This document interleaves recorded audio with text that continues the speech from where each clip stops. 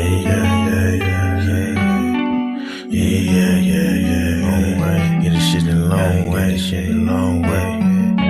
Long way, hit it long way, long way, long way, long way, long way, long way, long way, long way, long way, long way, long way, long way, long way, shit long way, long way, long way, long way, long way, long way, long way, shit a long way.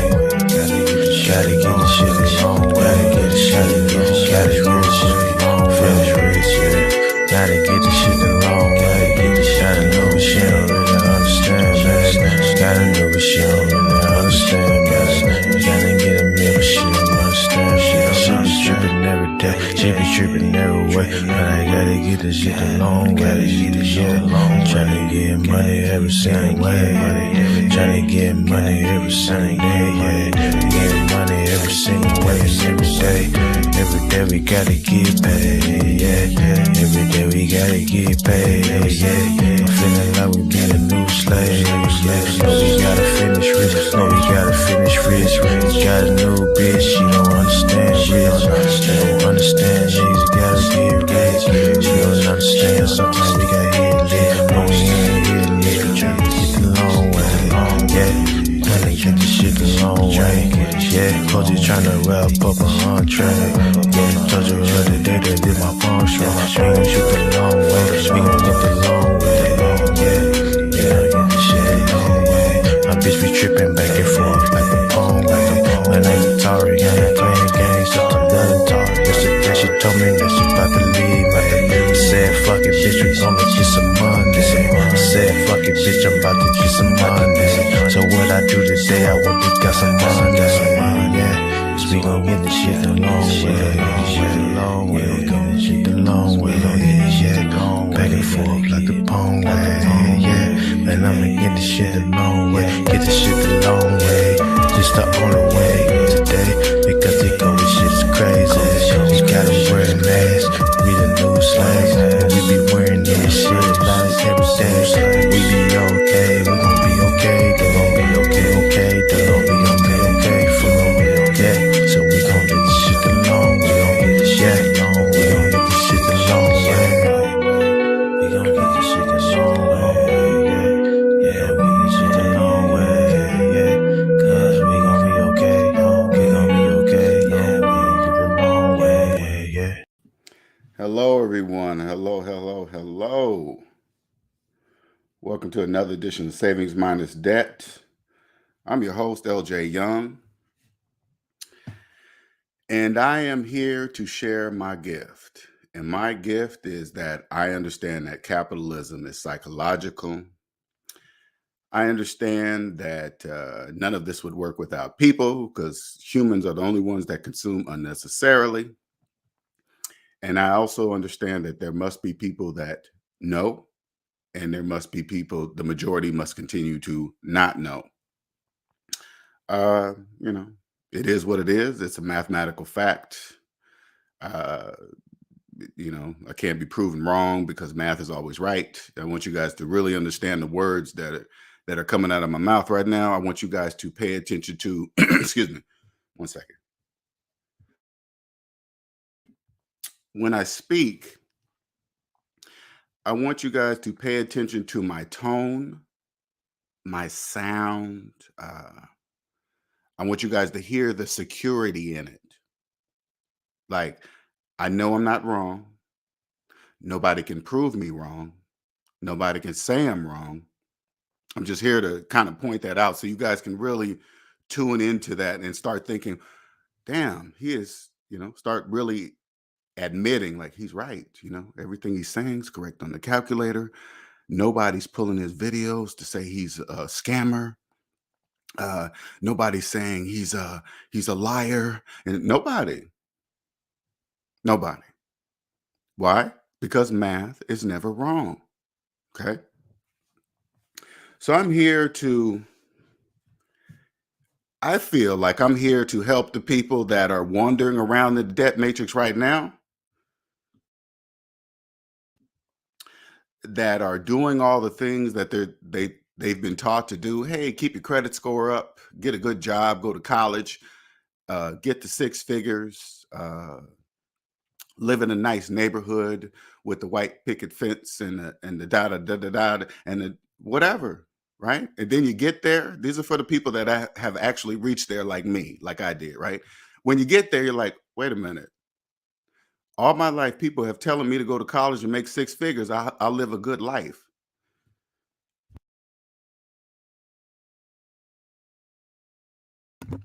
I'll live a good life. And then when you get there, you're like, this is it. This is what, so I'm supposed to do this until I'm age 65. And then I start to live life. Shit just starts to make no sense. But when you reach six figures, which few people rarely do, all you got to do is Google it. It's like 5.4% of Americans actually reach six figures. So for those of you that have, and you reach and you're looking around, you're like, wait a minute. It still feels the same, because you know why it still feels the same? Because you're in debt. Everything you've accumulated as a debt slave, if your name on it and the bank's name on it, you don't own it. When owners own things, the only name that is on the title, deed, whatever, is their own. Do you understand? Their own. That's how you know you're an owner.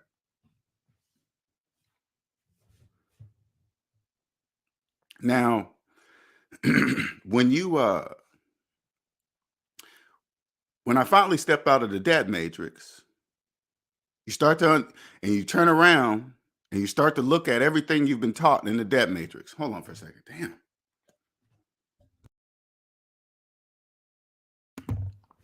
You turn around and look at everything you've been taught in the debt matrix, who's been telling you, who's been showing you, et cetera, et cetera. Like, so let me give you an example for debt slaves. I want you to picture a successful doctor. As soon as you guys hear the word doctor, you guys think that means money or something. I'm not that's a program, by the way. Okay. But anyway, imagine, for example, imagine a successful doctor driving a nice car, because you guys expect that to happen. He's got the nice house, expect that, and he's got $500,000 cash in the bank.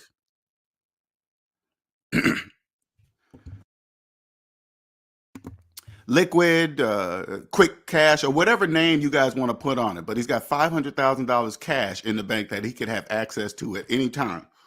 But what he also has is $1 million mortgage too.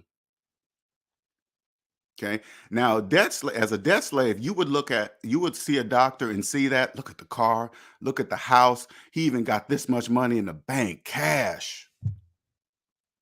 So you guys would look up to that, strive to be that, or whatever. But this is what you guys are not seeing.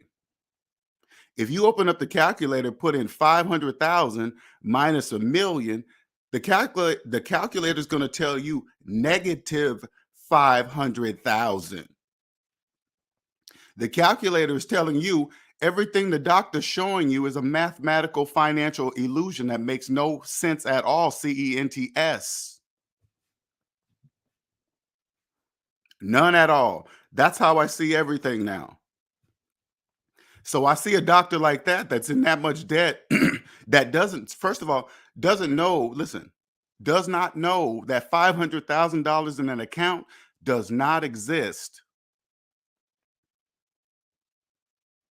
The calculator, all you got to do is put in 500,000 minus the million. The calculator says there is absolutely no money in that bank account. That's what the calculator says. There's no money there. So that doctor in that scenario, that's called Dr. Debt Slave. The hospital owns him or her. Now you guys hear, when you guys hear doctor, this is how you do not think. Okay. And it's by design, right? You will hear how much a doctor makes, right? You be like, wow, 300,000, 400,000. That's how much they make. You don't stop to think and say, well, who's paying them that money? The hospital. The hospital makes trillions with a T, trillions with a T. Do you guys understand me? So a doctor's wage is nothing, absolutely nothing. That doctor is owned by the hospital. Owned.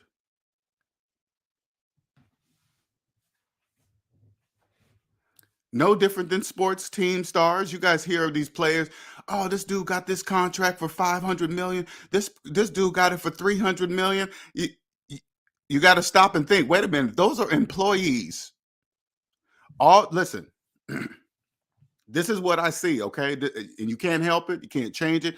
But all the sports players you guys see, those guys are employees. Do you understand do you know what it means when I say that those guys are employees? Do you guys understand what that means? That means the owner's paying them. So how much you think the owner's making?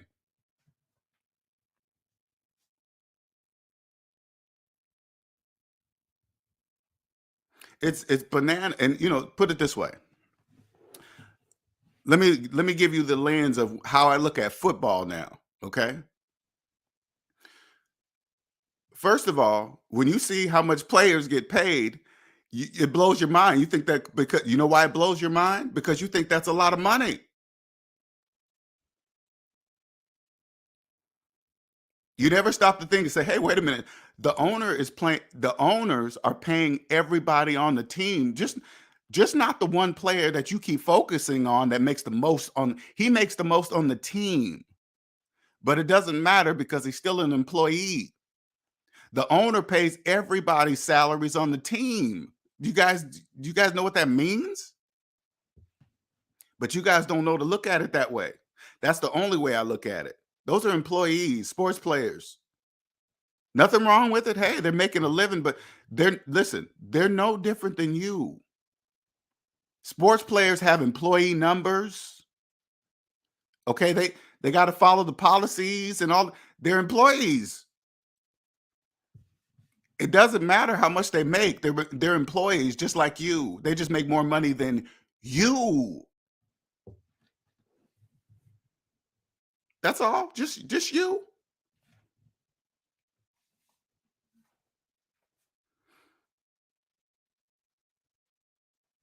Now, when I was in the debt matrix, I never really followed sports. I just rarely did. I just wasn't into it. Everybody around me was, hey man, you don't follow football? I was like, nah. You follow basketball? No, not really. It was just never a thing for me. Okay. Even though people try to shove it down your freaking throat, you just got to be strong enough to say, I don't watch sports. That's how you got to say it. You just got to tell them, you got to tell sports fans directly to their face. I do not watch sports of any kind. I have absolutely no interest in them. You got to be clear. Because when they come across you, it's going to blow their mind that there are people that do not enjoy watching sports. It's going to blow their minds. It's going to like, what? I didn't know people like that exist. Yeah, we exist. We don't care to watch people live their dreams, getting paid to live the dream. I got my own dream to go live. I'm happy for them. Don't get now. I want to make sure everybody understands this. I am absolutely happy for pro sports players that are living their dreams. I just don't want to watch them live their dreams all the time because I want to go live my own dreams. It's nice to see it every now and then. Hey, man, he's number one on the team. That is cool. He's making how much? Cool. I'm happy for him. Congratulations. Okay, let me get back to my own dreams now. Those sports players that you guys see on the fields, they're just like you. All you got to do is just believe in yourself. That's all you got to do. Just say, I can do that.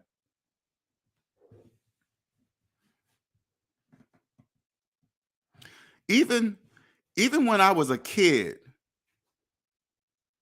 I always knew that I was expected of greatness. I always just knew that. Always. I never could explain it.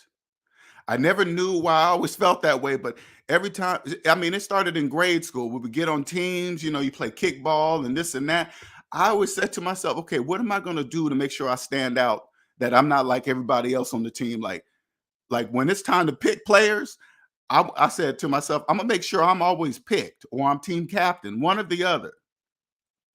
I didn't think to myself, hey, I'm going to be the better than anybody on the team. I just knew I was going to be part of the dudes that's part of the good teams that is always picked. And that's exactly what I was. Carried that same attitude all through my career. I knew, I said, okay, even though I get a college degree, I'm still going to have to prove that I'm better than other people that also have the same college degree as me. That's how I used to always think. What am I going to do? What am I going to do?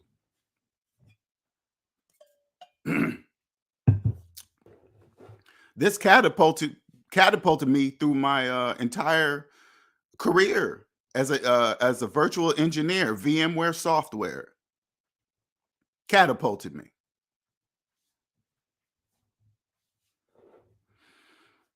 Till like I reached the top of people just like me, making six figures, having the house, got the cars, you're married, got the kids. You're like, okay,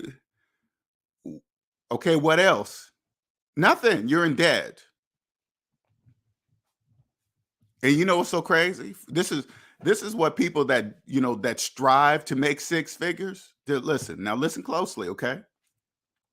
For the people that strive to make six figures, because that's what the debt matrix is telling you is a lot of money, just repeat it over and over on every freaking blog on YouTube, right? Over and six figures. If you ever want to make six figures, because they know why they said it, because they know that's your dream. But what you guys don't know, most of the people that make six figures, they're in deeper debt than you because they have access to more credit than you. That's why they're in deeper debt than you. And that the bank actually, like when you don't hardly make any money and you go try to get a big old loan and the bank denies you, when the bank denies you, it's doing you a favor. You guys get upset when you go to try to, oh man, I can't get this loan because I'm not having built enough credit, and the bank denies you. They're telling you, hey, look, you're not ready for this. So they deny you. Instead of just accepting the denial as a good thing, you know what you guys go do? Go to the loan sharks people, the high interest rates. That's what you guys do, and they take advantage of you because you won't accept no.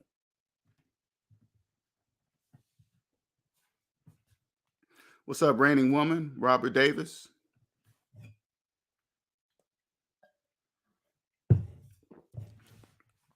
Now, honestly, I was thinking about this morning. Sometimes I'll be like, man, I'm getting tired of getting on the mic just talking about the same thing, just trying to, hey, look, you want to be free, you want to own yourself,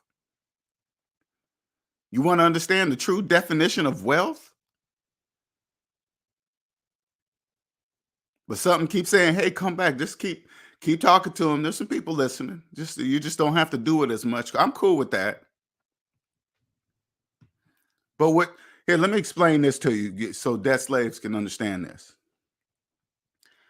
True wealth is owning the time in your life. Rich and wealth are two different things. There are two different words for a reason. True wealth is owning the time in your life. You don't have to be rich to own the time in your life because rich people are in debt too. Now, I know you hear me say that, it said that doesn't make any sense. You're right. That doesn't make any sense that rich people are in debt. You're absolutely correct. It doesn't make any sense. Right. But they are. They're rich people in debt. That makes no sense. They don't know that. Because if they did, they wouldn't be in debt. Do you understand? You look at a person who's rich, but they're in debt. You think they're rich because they make a lot of money. That means nothing. They could still be in debt. Those people that you look at, they just have bigger monthly payments than you. All you have to do is this. You just go to a person that you believe is rich. Don't worry about it. They won't know why you're asking these questions. Okay. You could just ask them. You don't ask them the amount. Like you see somebody you think is rich and they drive a nice car. You say, hey man, are you making car payments? Don't ask them how much. It doesn't matter how much.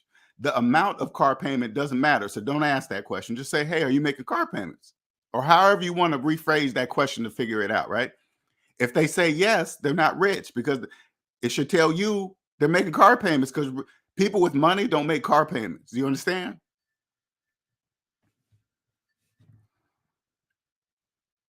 People who own homes don't have mortgage payments. You understand? Homeowners do not have mortgage payments. That's what makes them owners. All payments of any form are paid to the owner.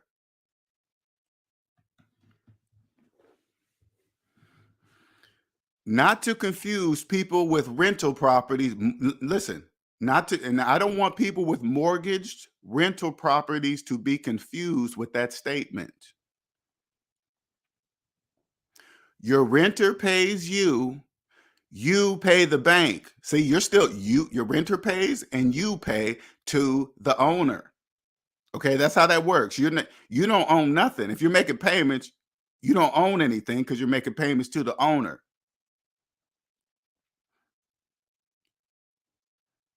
Owners of rental properties do not have payments to anybody.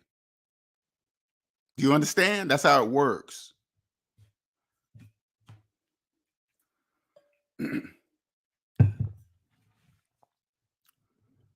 True wealth is owning the time in your life. And if you ever truly, listen, if you ever truly want to know what true wealth feels like, you can't have a job because it's mathematically impossible to own all the time in your life with a job. You can't do that. Now, I'm not telling you to quit your job. I'm not saying jobs are bad. I'm just telling you a mathematical fact. I'm just here to tell you something. Okay. Because if you realize that in your mind, like, think about it this way. You say like you have a job, but you want to be a millionaire one day, but you have a job. You got to look at your job and say, am I going to make a million? Am I ever going to make $1 million in 1 year at this job? If the answer is no, now you have to kick your brain on and say, well, I need to figure out, how can I do that? How can I make, what do I have to do to make $1 million in a year?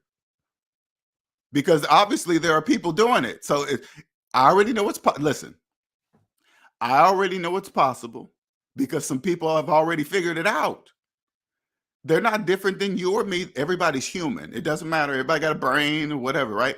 But if you see somebody that's doing it, now this is the problem with debt slaves. You guys don't know who to really look at. Okay, that's all part of the program too, because you guys don't know who's really a millionaire or not. Because here, and I'm gonna give you guys the answer to that question. If you really want to know who is a true millionaire, ask to see their personal credit report, not their credit score, their credit report. It will tell the truth. It will tell you if they're lying. It'll tell you if they're telling the truth. Why? You're probably thinking, well, how is that, Linnell? Because I'm showing you guys mine. I've shown you guys my entire credit report. Something that I guarantee you this. Let me put it this way. I guarantee you this. 95% of the people you follow and think are millionaires and all this, they won't show you. I guarantee it. They won't show you. Now, here's the glitch in the debt matrix. I want you guys to really focus, okay? Really focus. Why is LJ willing to show his entire credit report and nobody else is? Why is that? That's weird. No, it's not. My credit report says I own myself. That's what that says. My credit report says I am in the positive. All currency is positive and negative. Sure is. You can't be, listen, this is what I've learned. You can't be both positive and negative. You got to, like, the reason why you're chasing money, because you think you can be positive and negative at the same time. You can't. It all works with people. You guys really don't even listen. It's really a place that there's people that must be positive and there's people that must be negative. You draw the money you got to be positive to draw the money to you. But debt slaves, you guys don't know you're just a negative, but you're negative because you believe you can believe it.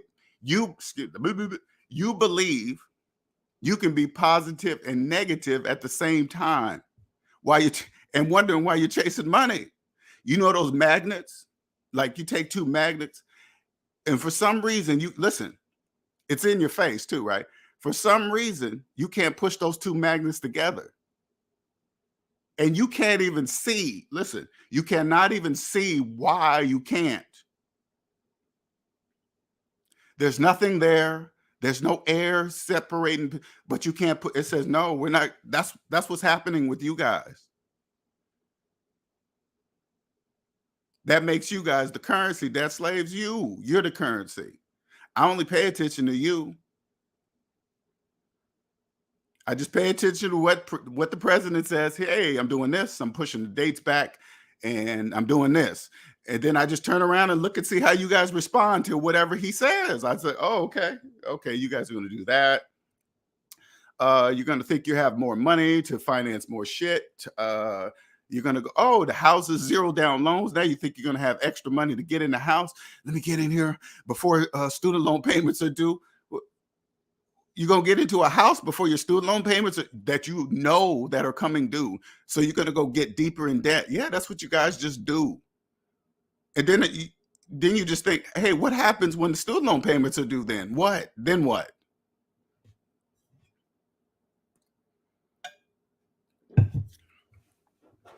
You guys can see in the future. All you got to do is just look. Just say, hey, what happens if I finance this house, knowing that my student loan payments are going to come due in January of 2023? Am I still going to be able to afford this payment? Nope.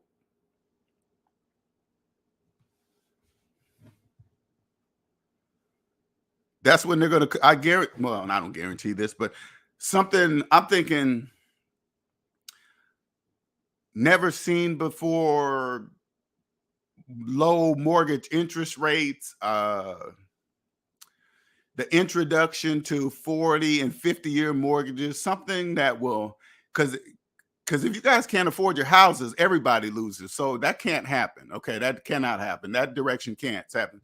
So I'm thinking the introduction of 40 or 50-year loans, make your payments so small, you'll be able to afford your student loan payments.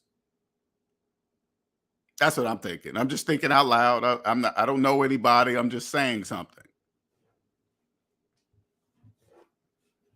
Because they're not building all those homes for nothing. They got to get you guys in them. Else they're just going to sit there empty, making no money. They don't make any money with nobody in them.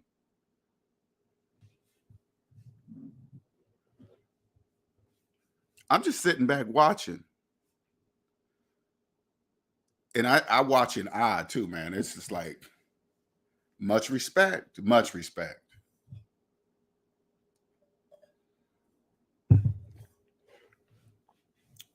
Much respect.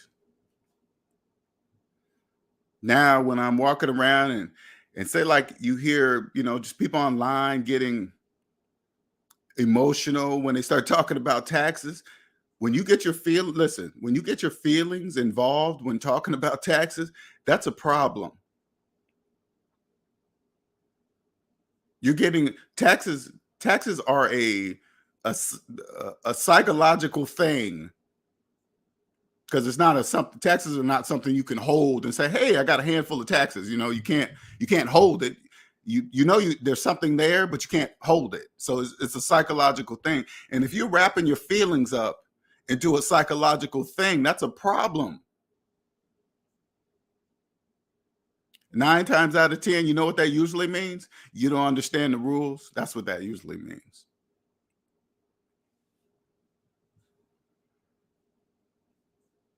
You know why the majority of debt slaves are scared of the IRS, right? You know that, right? Because the majority of debt slaves are not following the rules. That's why they're scared.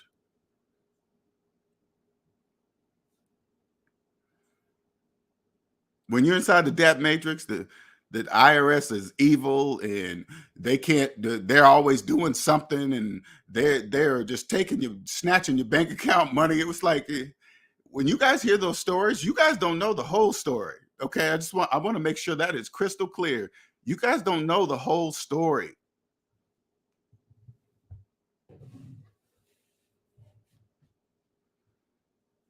When you understand the rules, you follow the rules.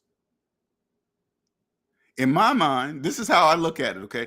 In my mind, they have access to everything that's electronic. That's probably part of the deal to be in the financial bloggity blah blah. I don't care. As long as I'm following the rules, I don't care what they have access to. I don't care. My numbers are always going to match theirs because I'm going to make sure of it.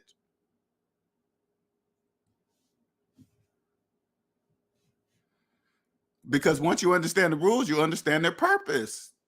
They're not, it's just a thing taxes are a thing that has been put in place. That's okay. And here's the rules to play in this thing. This is how we do it here. Look, do this, that, this. And if you do this and you tell us that, and because when you understand and you own your own business, you're not really paying taxes. You understand that, right? You're passing them. You're passing the taxes to them. They say, hey, just real quick, say like you come up with a product, right? And it's so good you could charge $1,000 for it. It's so good that you can charge they don't even tell you how you start a business and create a product. You get to name the price of your product. Nobody's telling you, hey, you can't charge over this. And you want it to be, hey, they just say, hey, if you charge $1,000, we're going to add this tax percentage to that $1,000. And then when you collect it from the debt slave, you pass it to us. Now, do you know there are business owners that believe this is crazy. They get to create a product, charge whatever they want, and then believe they get to keep the price that they chose and the taxes associated with it. They get to keep it all. Just keep it. No, you can't do what? You can't do that. What are you talking about? That's not even yours. You didn't even pay it. The debt slave paid it. You're holding it. Just pass it to us. That's what we want you to do. We can't keep track of everybody.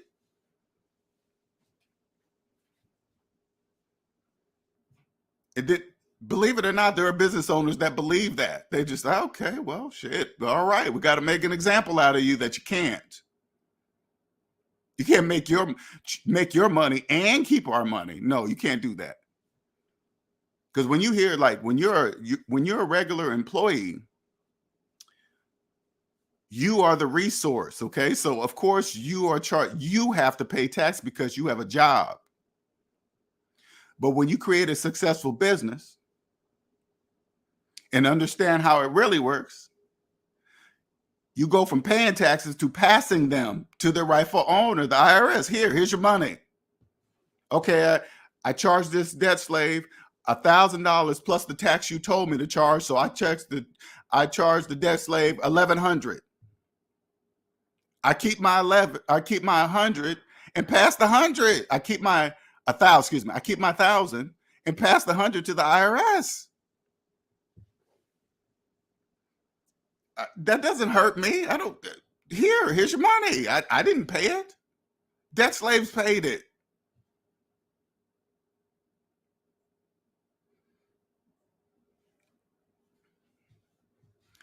And when you understand how it works, your numbers are correct.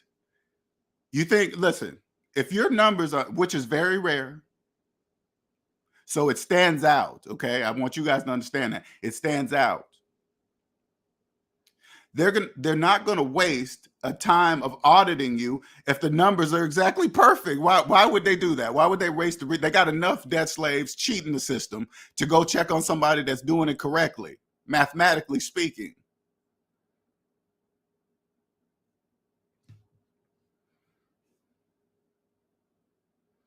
Even say like this, say like you're a person right now that has been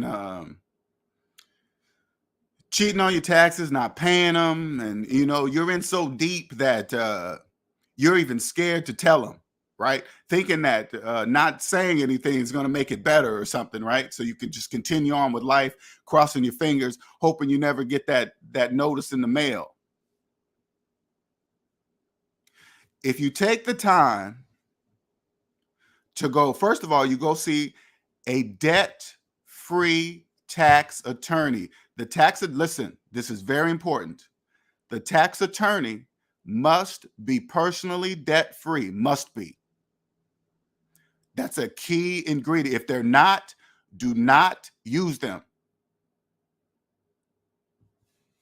Once you find that attorney, you tell them everything. You tell them what you've done, what you've not been doing, what money you've been hiding, or whatever. Hey, everything. You say, LJ from S&D said, he said specifically use you because he said you would know something that your peers wouldn't because you're personally debt free. Now, whoever this attorney is, man or woman, they're going to be shocked because I guarantee you this, they will have never, ever had a person in their whole career ask them that question. Ever. Because debt slaves don't know to ask that question. He said, I know I'm in trouble. I need to get this straight. And I need to make sure that when we get it straight, it's done properly. Everything the IRS asks for, it's there. Here it is.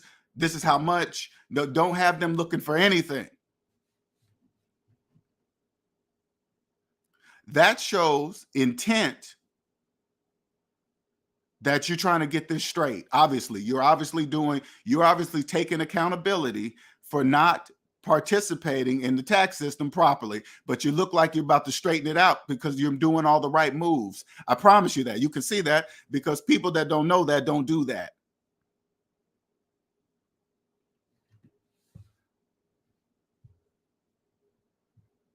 If you ever want to be rich, you cannot be rich if your taxes are not straight. You can't. I want to make sure that is clear. I don't care what you see. I don't care what you have, what you see people driving, where they live, how many properties they say they own. Doesn't matter. No, doesn't matter. Doesn't matter. If your taxes are not straight, you're not rich.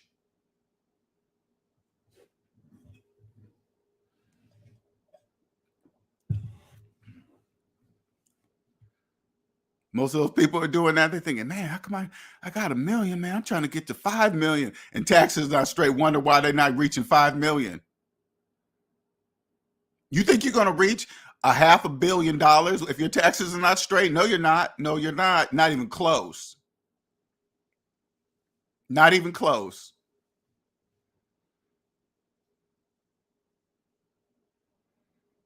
Not even close. You'll never reach Jeff Bezos status. Believe that. Never, ever. Bill Gates, Elon Musk, Warren Buffett. I guarantee, this is what you guys don't know. I guarantee you 100% that their taxes are straight. Guaranteed.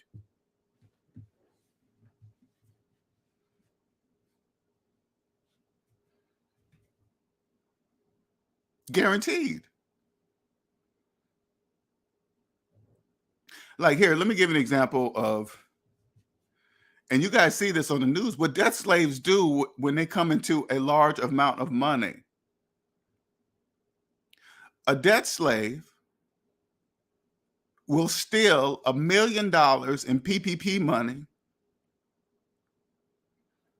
and go buy a house.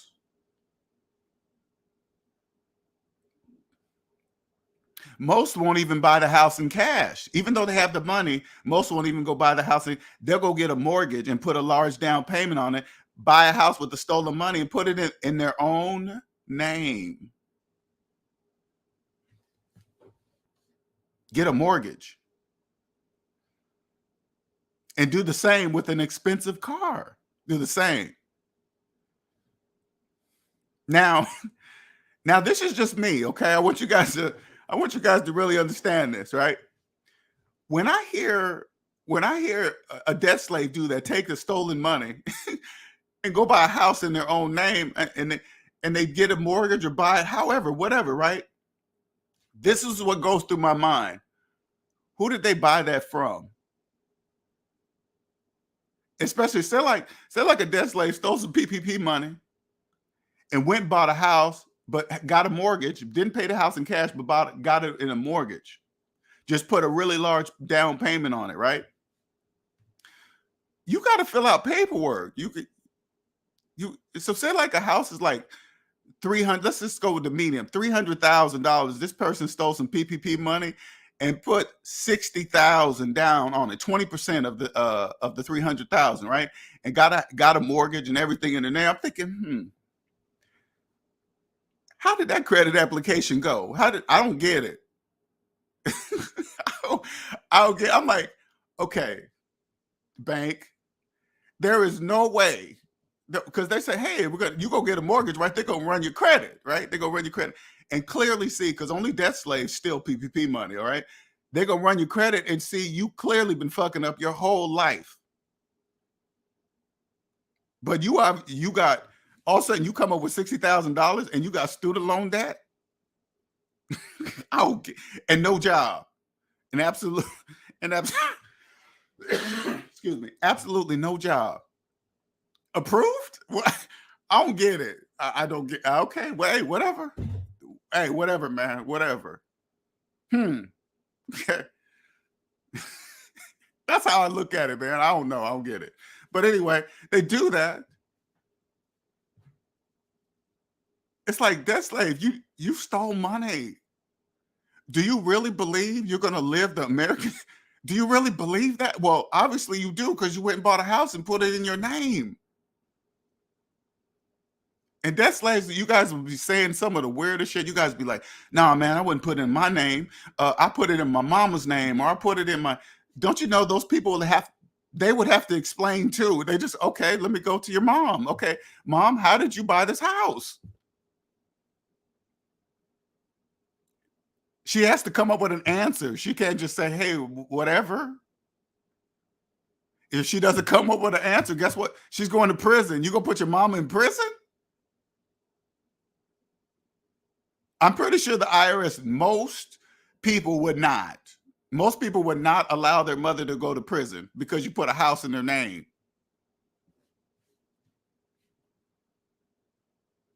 That's called IRS fraud. That's what you can't.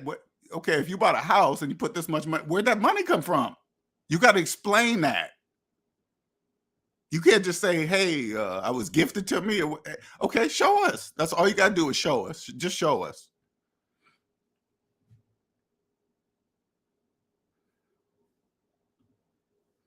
Good morning. All the new houses are the people getting kicked out of the cities, the suburbs looking at them as future property. Yeah. When I look at that and I see them pushing, it's just, when I watch the news, it's just amazing to hear the words they use, and just people just follow it. They throw out the word gentrification. The way it just registers gender, it's just like, oh my God, that's just a word. It's like you want to say, hey, don't go with that word. They just threw that out there. Okay, don't follow it. It has nothing to do with that. Nothing. It doesn't have nothing to do with the word. It doesn't. But at the same time, I understand and respect it. I do. Hey, man, all the neighborhoods are getting gentrified. What's that mean, gentrified? What's that? And then people automatically associated with colored people and this, oh my God.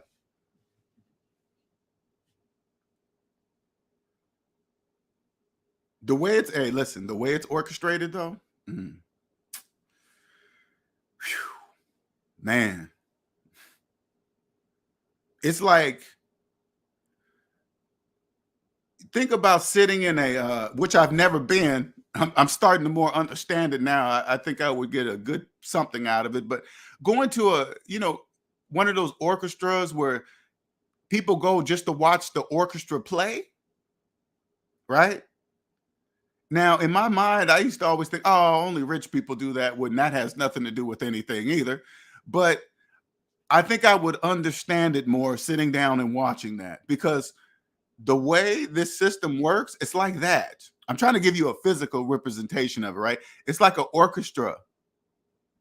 You're like, look at them. Wow, they're all moving in the same motion. And it's just the craziest thing, right? That's how it works.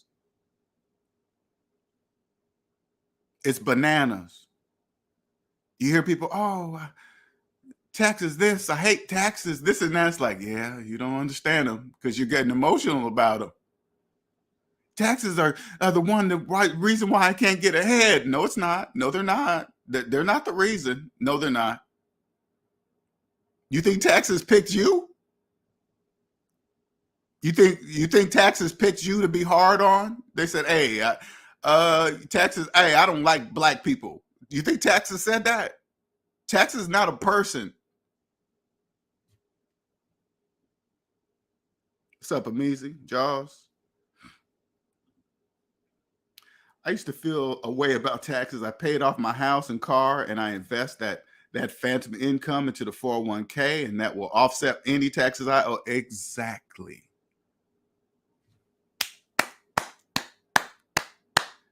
Congratulations.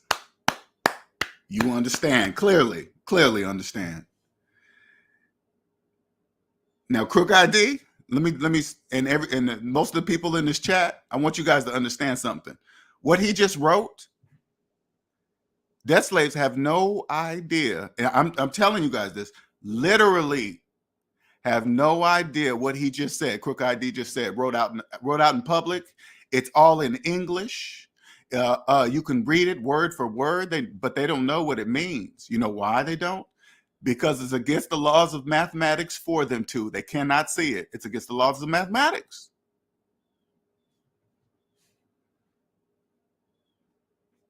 That's what I want you guys to really understand, that's coming along. Like Crook ID, I could just read what he's writing. He clearly understands everything is in the correct order, the way it's formatted, the way he's saying it.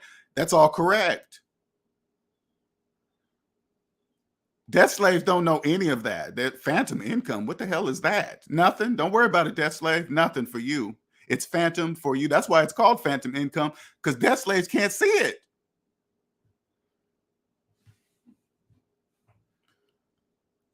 I guarantee you can go up to all your friends and family and say, hey, have you ever heard of phantom income? All of them will tell you no. That's how it's easy to identify a debt slave. Hey, you know what? Do you know what phantom income is? No? Okay.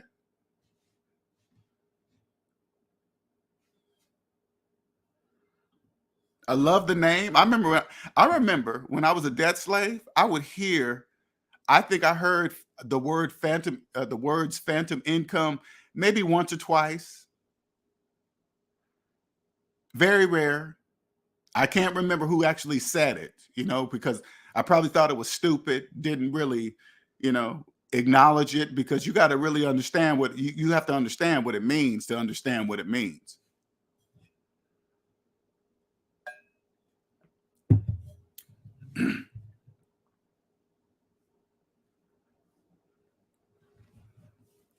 Once you own a business, first, in order to understand how business works, you must first own the business of yourself. If you ever truly want to, because I want you guys to understand, there are debt slaves who are business owners.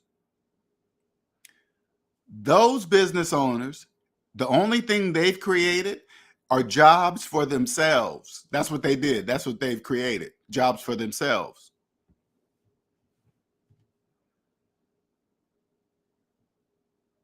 Do they know that? No, they don't know that. But then there's people that understand what they know what a job is, a business is and does, and its purpose. They know that.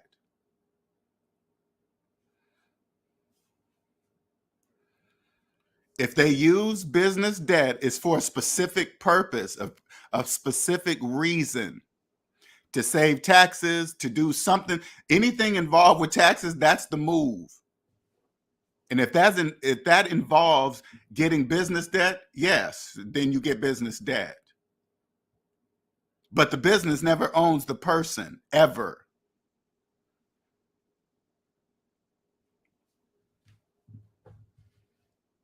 Even that's clear in tax paperwork. When you do claims and you do this and that, How many people are piercing the veil? Good, just crossing over, buying personal stuff with their business credit card, all that stuff. You guys do all that crossover stuff. That means you don't understand how it works. That's what you do. That's what you're doing. That's what you're showing. You're showing the IRS that you don't understand how it works because you're buying personal stuff with your business account. What are you doing? You don't get it. Okay. Yeah, you don't get it. Oh, I'm going to claim this and get a write-off through my business. So you're trying to get something personal and write it off on your business. Okay, you're already fucking up. You guys get in the habit of it and then start believing it's normal. And then, oh my God, it just goes on and on. You guys show you don't know.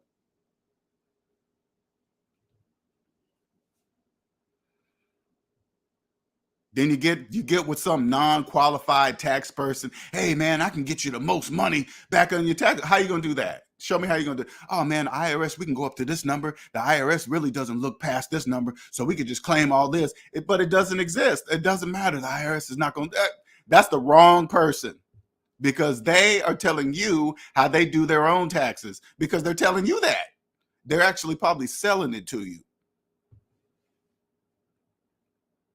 Wrong.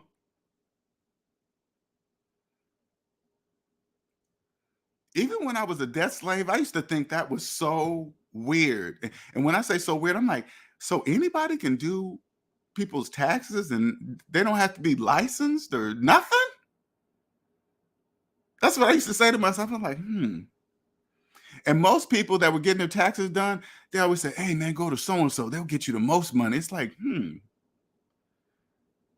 If they're doing taxes, the amount of the money will be the same. If they're doing, this is what I was thinking. If the amount of money is correct, nobody can get more money than anybody, because that's those laws and rules are set. How can this person get you more money than that person? They can't. That's not true. What they're saying, that's how they sell you. They can't do that. Nobody can get you more money than a different person. Everybody doing the taxes should have the exact same numbers. Nobody's going to get more than something.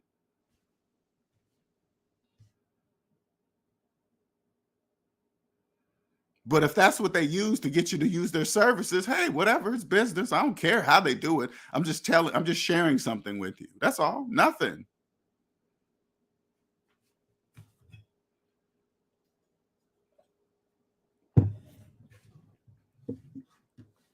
Now, if you're a person that was like me in the debt matrix, wandering around, knowing something's wrong,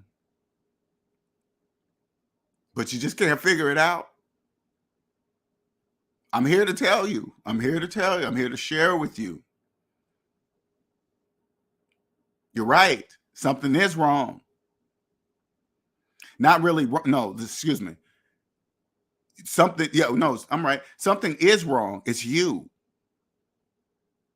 It's not the system that you're in. It's you. You're wrong. You don't own yourself, the business of you. You don't. You can't own anything. You can't own a business outside of yourself without owning yourself. Listen, if you go into business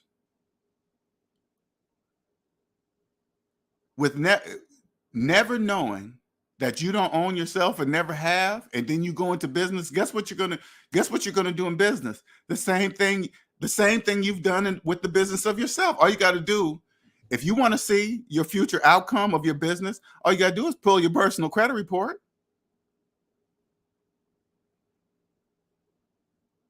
I guarantee you the reports look probably exactly the same, but just more numbers because it's under the business. The business credit report and your personal credit report should match, with just different, bigger numbers, but same thing.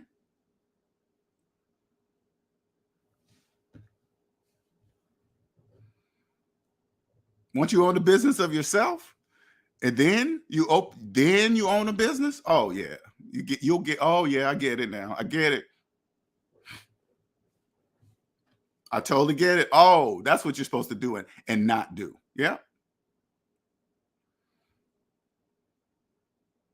Don't open a business and start writing off shit that you know you're not supposed to write off, and pretend something's there that it's not. And you bought a piece of equipment, but you really didn't. So you're gonna write it off. Try to get it for. Don't follow any of that.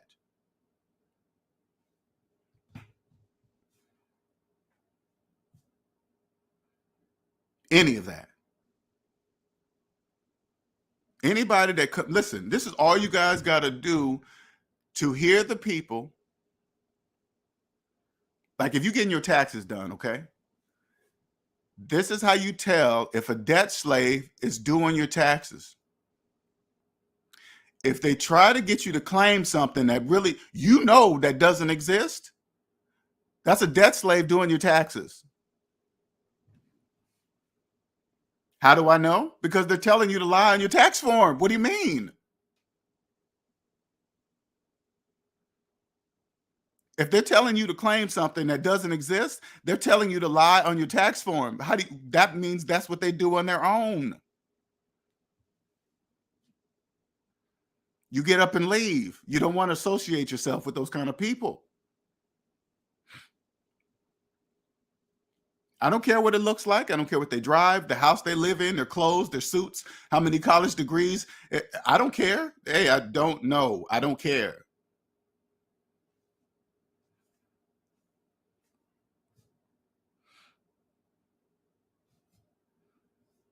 You know, so crazy. What if I put tax exempt on my W-4?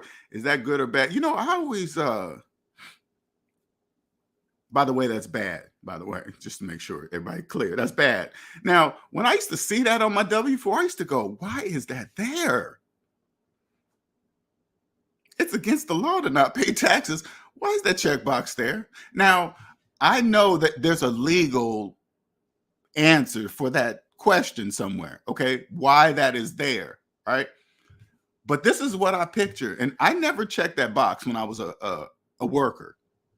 I never checked that box because I knew, I'm like, that doesn't make sense. I'm going to leave that alone. I imagine how many people have checked that box and just left it. Now, I know that's hard to believe, maybe not, but I guarantee you I bet you millions of people check that box, millions. They check that box and this is fucked up. I ain't gonna lie. Check the box and then adjust their life to the extra income of not paying taxes. Because that's what you debt slaves do. You guys don't check the box and take the extra money and pay down debt. You guys just don't do stuff like that. Because you guys already believe taxes are the reason why. You know, you'll look at your check, you'll look at the gross and say, oh my God, that's how much I'm supposed to be taking home. And then when they take all the taxes out, you're like, oh, they're killing me in taxes. No, you're killing yourself in taxes. It's you. When you own yourself, oh, that's bare minimum. That's not what you think.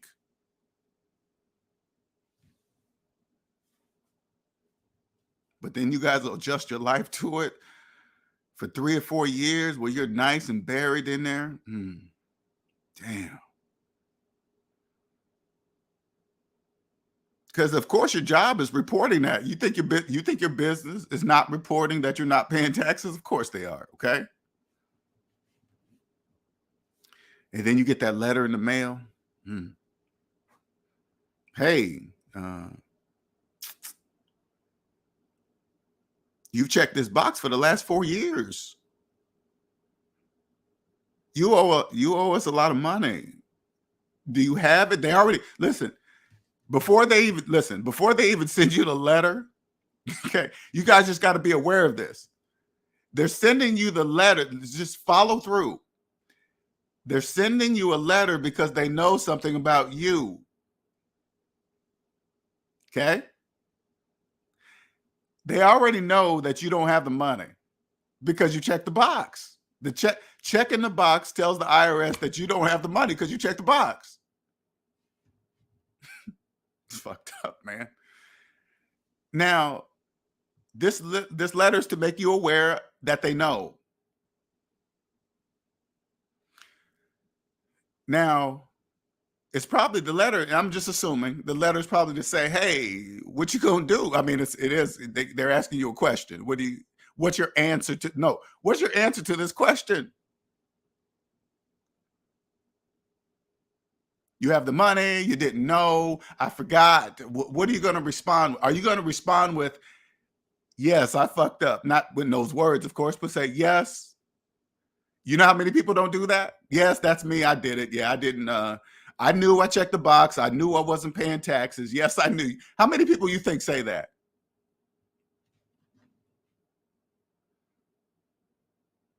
And then you see the commercial. "Hey, get this lawyer to help on back taxes." They're not going to be able to help you.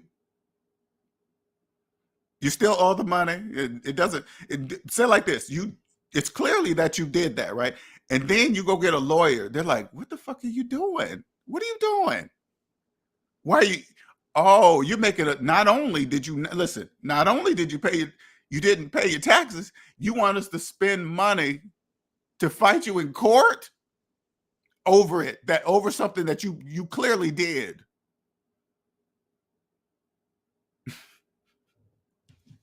That's even more resources that you're going to pay for. You're going to pay for all that, because you're going to lose.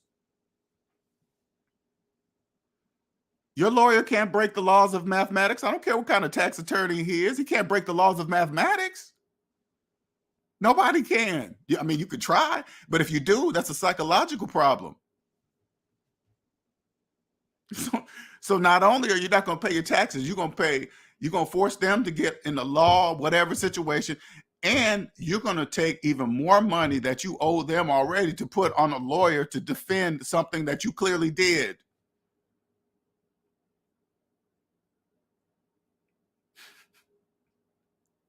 Okay. That's what I'm sure probably get so many different responses back when they send out that letter. Oh my God, I could only imagine. I guarantee you, rarely somebody says, "Yes, I did. It was me."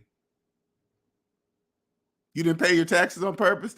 Yeah. I mean, this is what you go. Not even say it like that. You got to say, "Yeah, I checked the box. I thought I was going to, recheck it back after a few months. And then I left it. And then I customized my life and I started financing stuff." And I mean, that's all you got to be. Just be completely honest. I'm not saying it's going to change the outcome.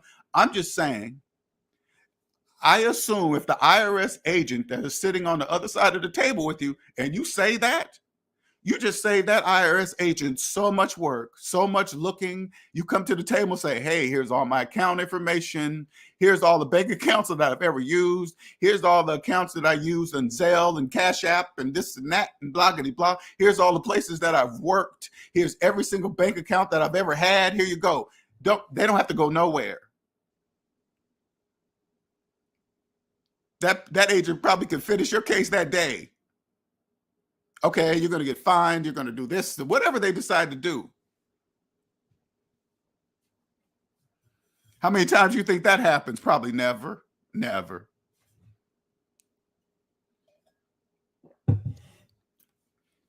Because the fear of the IRS has been in your brains all your hey, they're bad guys and they're evil and they take stuff and they just take it from you and just man, hey, listen. Every time you hear somebody talk like that, you got to turn to them and say, "Who's saying that?" Each person is individual. So anytime you hear that, you got to look at the person saying it and say to yourself, why is that person afraid of a thing, a psychological thing? Why? Why are they afraid of that?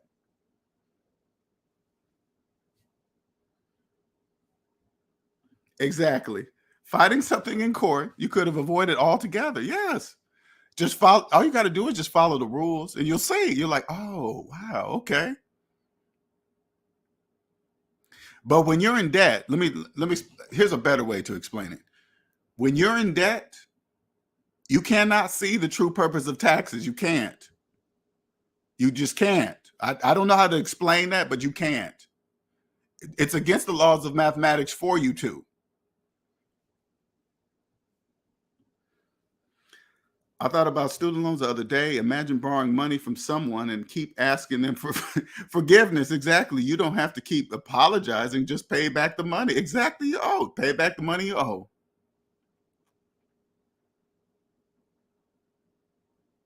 Just pay it back.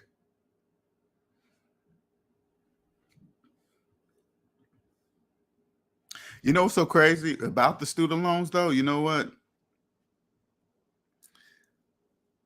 Millions of you have already given up on ever paying back your student. It's set in your brain. You're just like, I'm never going to do it anyway. So let me live my best life. Let me tell you something. I'm here to tell you. Whatever you believe you're doing while having student loan debt, I'm telling you, that's an illusion. You're not living your best life. If you're in a big, beautiful house and your student loan debt is older than your house and your mortgage, what you're living in is an illusion.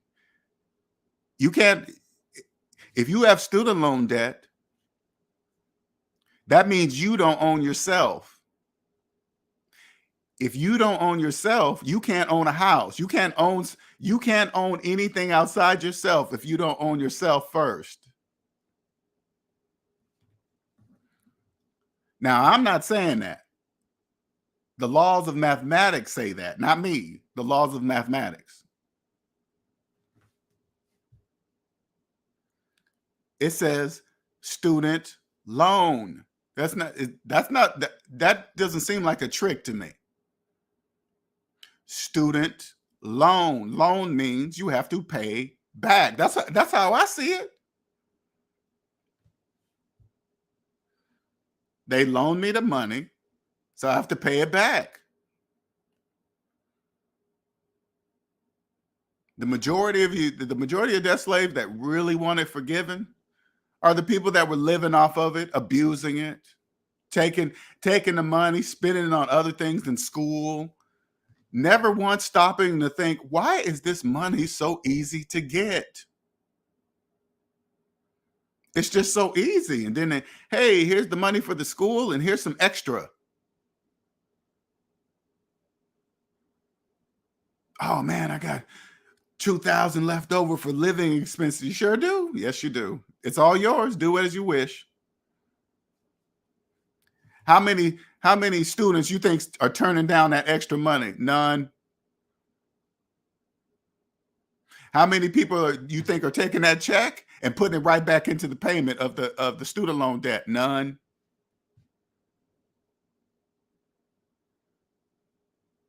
That's what the smart people do that are taking, because I'm not against student loan debt, but there's some people that understand the purpose of student loan debt and its purpose. They know that they're borrowing that money and they know they have to pay it back. And the longer they wait, the more the debt is. They already know that, so they're going to keep it the least amount of time. If your student loan debt is older than your mortgage, you're telling the bank that you're never going to pay off the house. Do you understand? That's what it tells the bank. If you haven't paid off your student loan debt, you're most definitely never paying off a mortgage. You've had your student loan debt for 15 years. You think you're going to pay off a house in 30? No, you're not.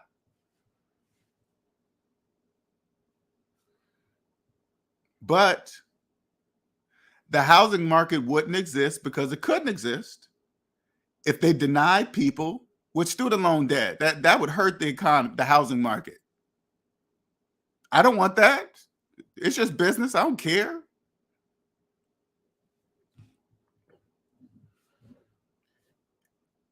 You guys, like, as debt slaves, you guys don't know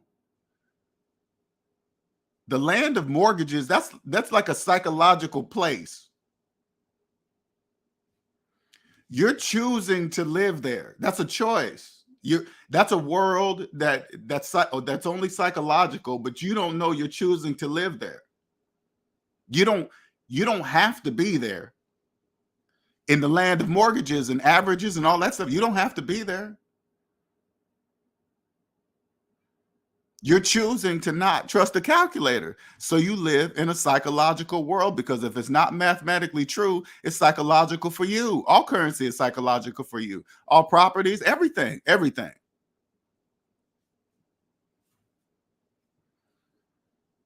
If you believe you can buy a house with a mortgage, you live in the psychological world of people that believe they can buy houses with mortgages. That's a whole world.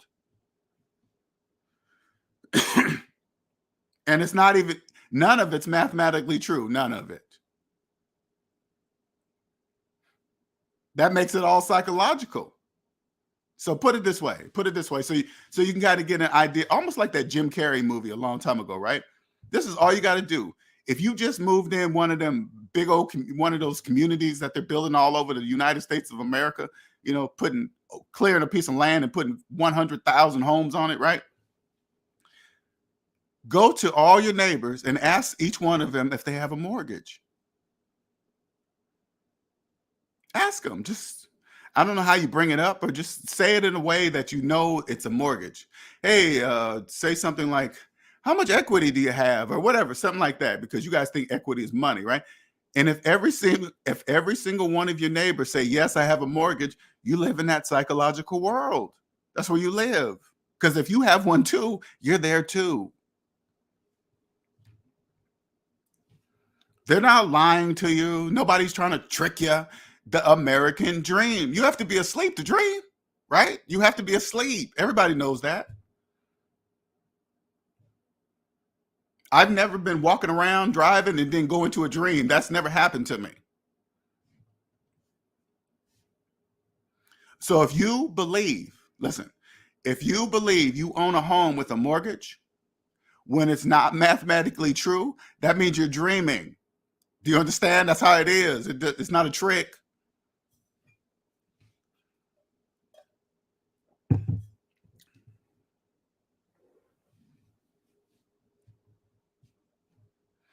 Now, D, if you want to,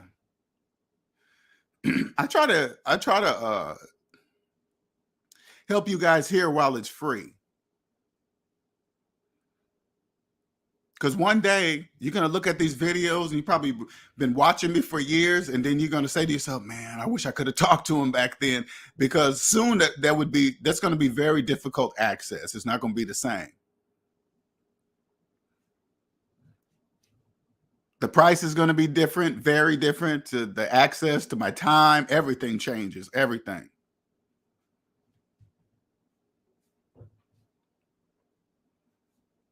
This is why I try to give you guys a chance to say, hey, man, I really, I don't understand, but I want to understand.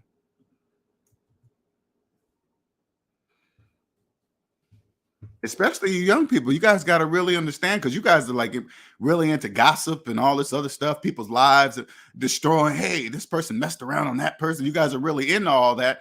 You come across my channel, you have to say to yourself, how come nobody's exposing LJ? How come nobody's exposing SMD?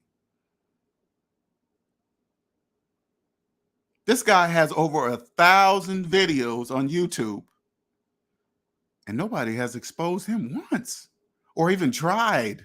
Well, somebody tried one time, but I take that back. Once. And even that's funny to laugh at.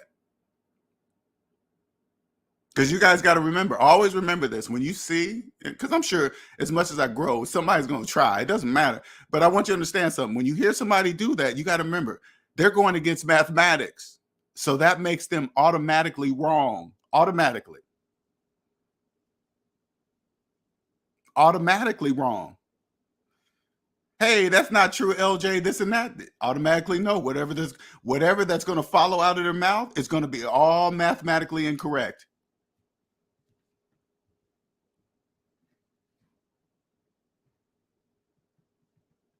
You're probably thinking, how do you go up against that? You can't.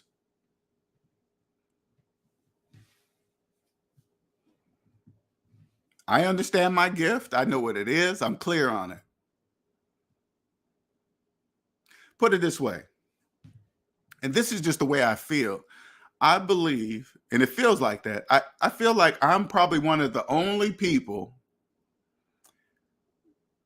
that can show you that knows how to physically show you that there is something that is psychological, and our brains know that. And that's clear too.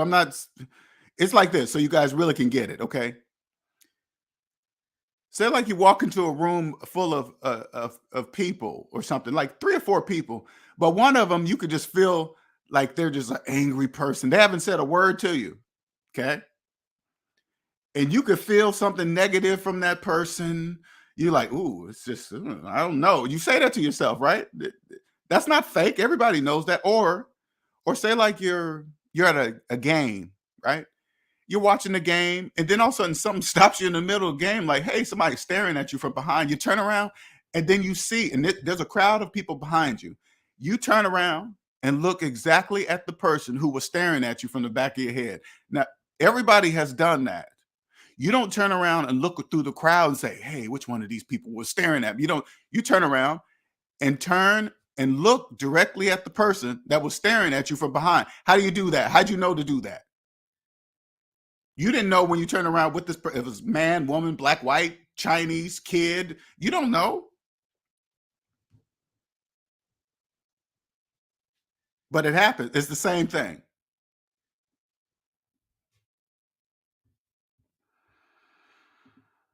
What's up, Luminos? Man of Tomorrow did a video on you.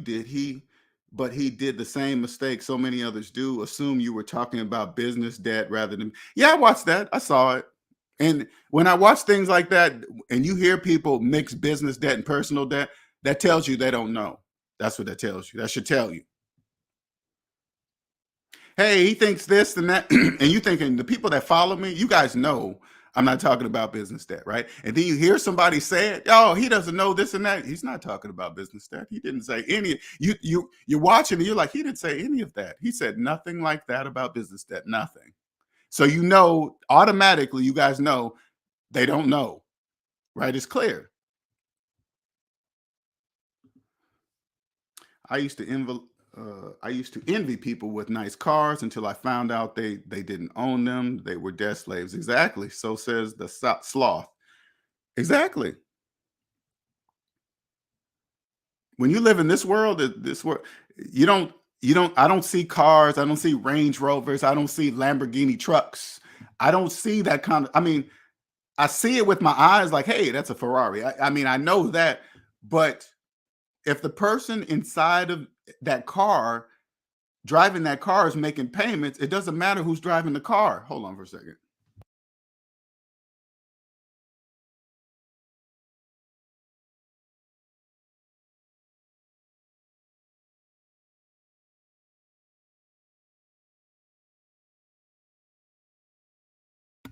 If the person inside the car is making payments on the car, it doesn't matter who's driving the car.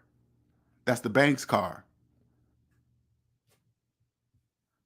But see, as debt slaves, if you see somebody, say like you see a guy drive up in a Ferrari, and then he gets out of the car, and it's Dr. So-and-so. Okay. You guys are automatically going to think he's rich because you see him driving a Ferrari. But what you guys don't know is he's probably making payments on the Ferrari. He's probably making $500,000 a year, but he has a $2 million house mortgage. That doctor's in the negative, deep negative. And what you guys don't know is this. This is what you guys don't know. If you are, say, oh, that's just bad, right? I'm just thinking about it out loud. Say like you're a doctor making, let's just go crazy, $500,000 a year.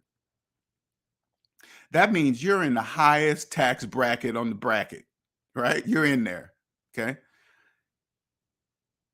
Then you have a $2 million house. You're already in the negative right there, right? And that's not, and you got student loan debt, the $2 million house and the student loan debt. That's probably the same as your salary, as your yearly salary, probably just as much. Deep.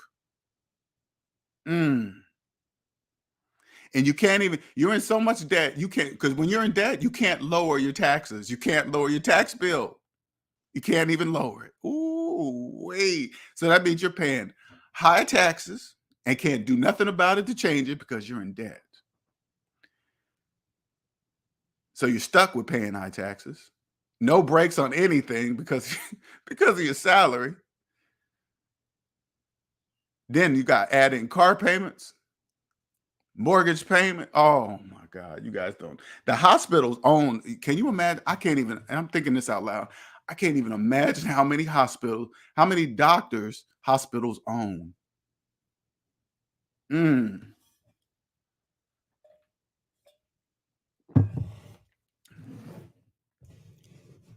You know, so crazy. Like, I guarantee you, most doctors don't even know this, right?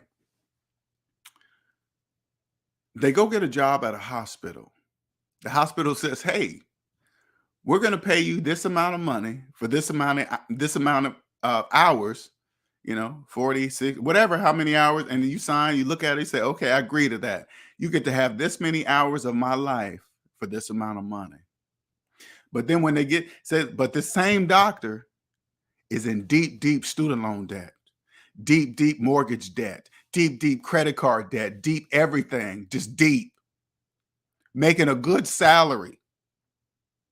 That's why most of the hospitals, hey, let's run your credit. Hey, we offer student loan forgiveness. All doctors come in there, hey, I'm here because of student loan forgiveness. That automatically tells the hospital you are in debt. And you're going to do whatever we say and whatever we do. And you're going to work where we tell you to work. And you're going to make how much we tell you to make, that you're going to make, allow you to make, excuse me. That's what they're saying. And you're agreeing to it. I'm not saying they're bad or evil. I'm just saying you're agreeing to it. I'm just telling you what they're telling you.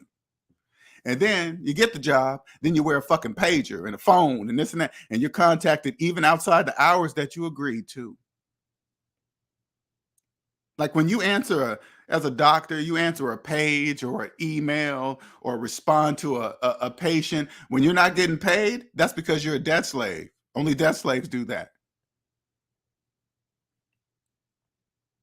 Now, this is different. If you're a doctor who works for yourself, that's very different. I want to make sure that's clear. If you're a debt, excuse me, if you are a debt-free doctor who works for themselves, that's very different to answer calls, because you get to answer calls when you choose to answer calls. That's different.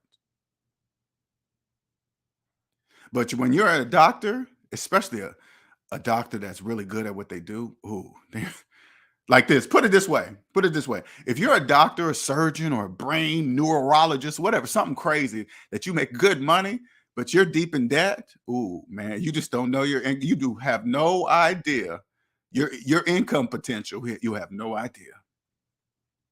So like you're a doctor, you are the very best at what you do, but you're deep in debt. Deep in debt.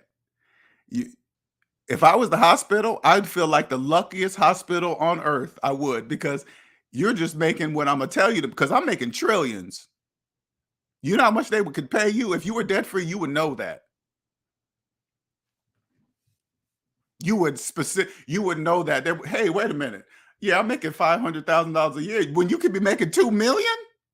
You could be making $2 million a year if you're the best at what you do. Say like this: if you are the best at what you do right now as a doctor, okay, the best, you know you're the best, but you are deep, deep, deep in student loan debt, and you make $500,000 a year, I guarantee you can make 2 million or 3.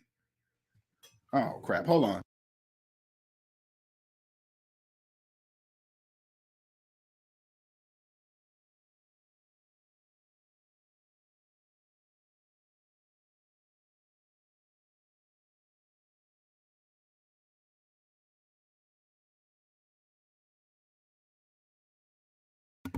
Sorry about that. You could be making 2, 3, 4 million. That ain't nothing to a hospital. Do you know that's nothing to a hospital? They make trillions. $4 million a year is nothing. But you don't, as a doctor, you don't know that. The reason why you accept that the pay they're probably paying you today is probably more than all the other trapped debt slave doctors around you. Hey, I make more than he. Only makes 300,000. He only makes 200, and because you make 500,000, you don't realize 500,000 is nothing. All you got to do is say, hey, how much does this hospital I work for make a year? That's all you got to do if you can access that type of information. And then you look at the numbers, you're like, holy shit. Then look at your salary. Take the annual amount that the hospital makes minus your salary. That's how much more money they make than you.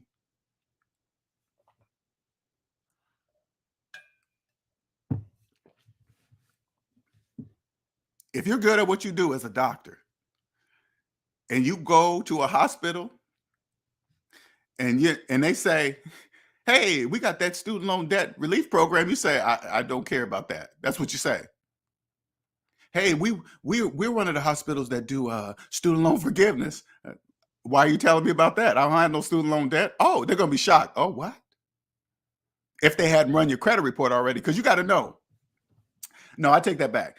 They're gonna run your credit report. They always do that because credit reports tell a lot about you.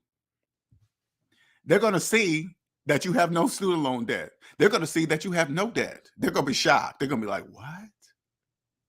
Andy's good at what he does? He's the best. Matter of fact, he's the best. Because you will never, you probably already don't accept nothing less. To be the best, you don't accept, but you're in debt. You're the best in debt.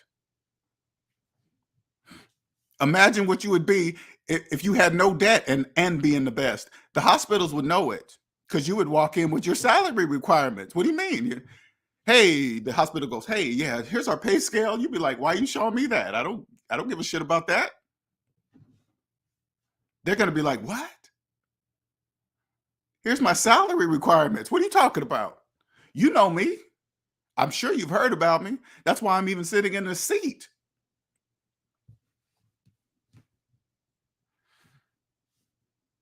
Okay, yeah. Okay, we agree. I know you do. What are you talking about? You had to, because if you didn't, I'd leave.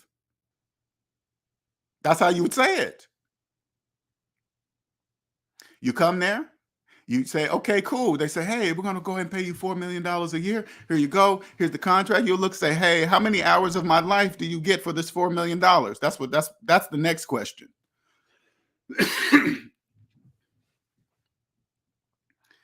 We expect you to do this and that and blah, blah, blah. And if you agree to those times or whatever, the hospital, you'll make it clear to the hospital, hey, by the way, I agree to this many hours that you guys are purchasing.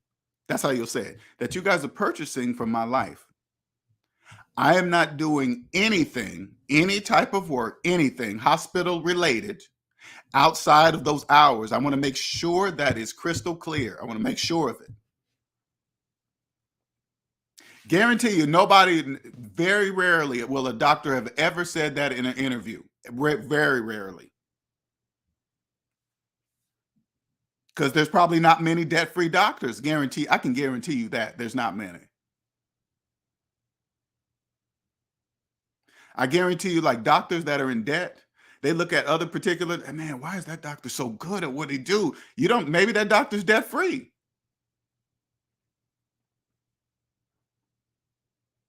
You guys probably look at these how you kind of stand out. These are the doctors that might be the debt-free doctors. They seem like they're assholes. They're assholes about their time. They seem to don't want to be a team player and work. Team player means work for free. They don't want to be a team player. It's usually those people because they know the value of their time. They know that. How you feel about how they use their time, that's your problem.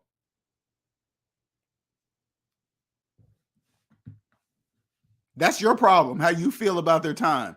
This is the way, once you understand time is the most valuable thing on earth, you treat it accordingly. You especially don't let people outside of yourself waste it. Very rarely is that allowed to happen or continue to happen. That very rarely happens.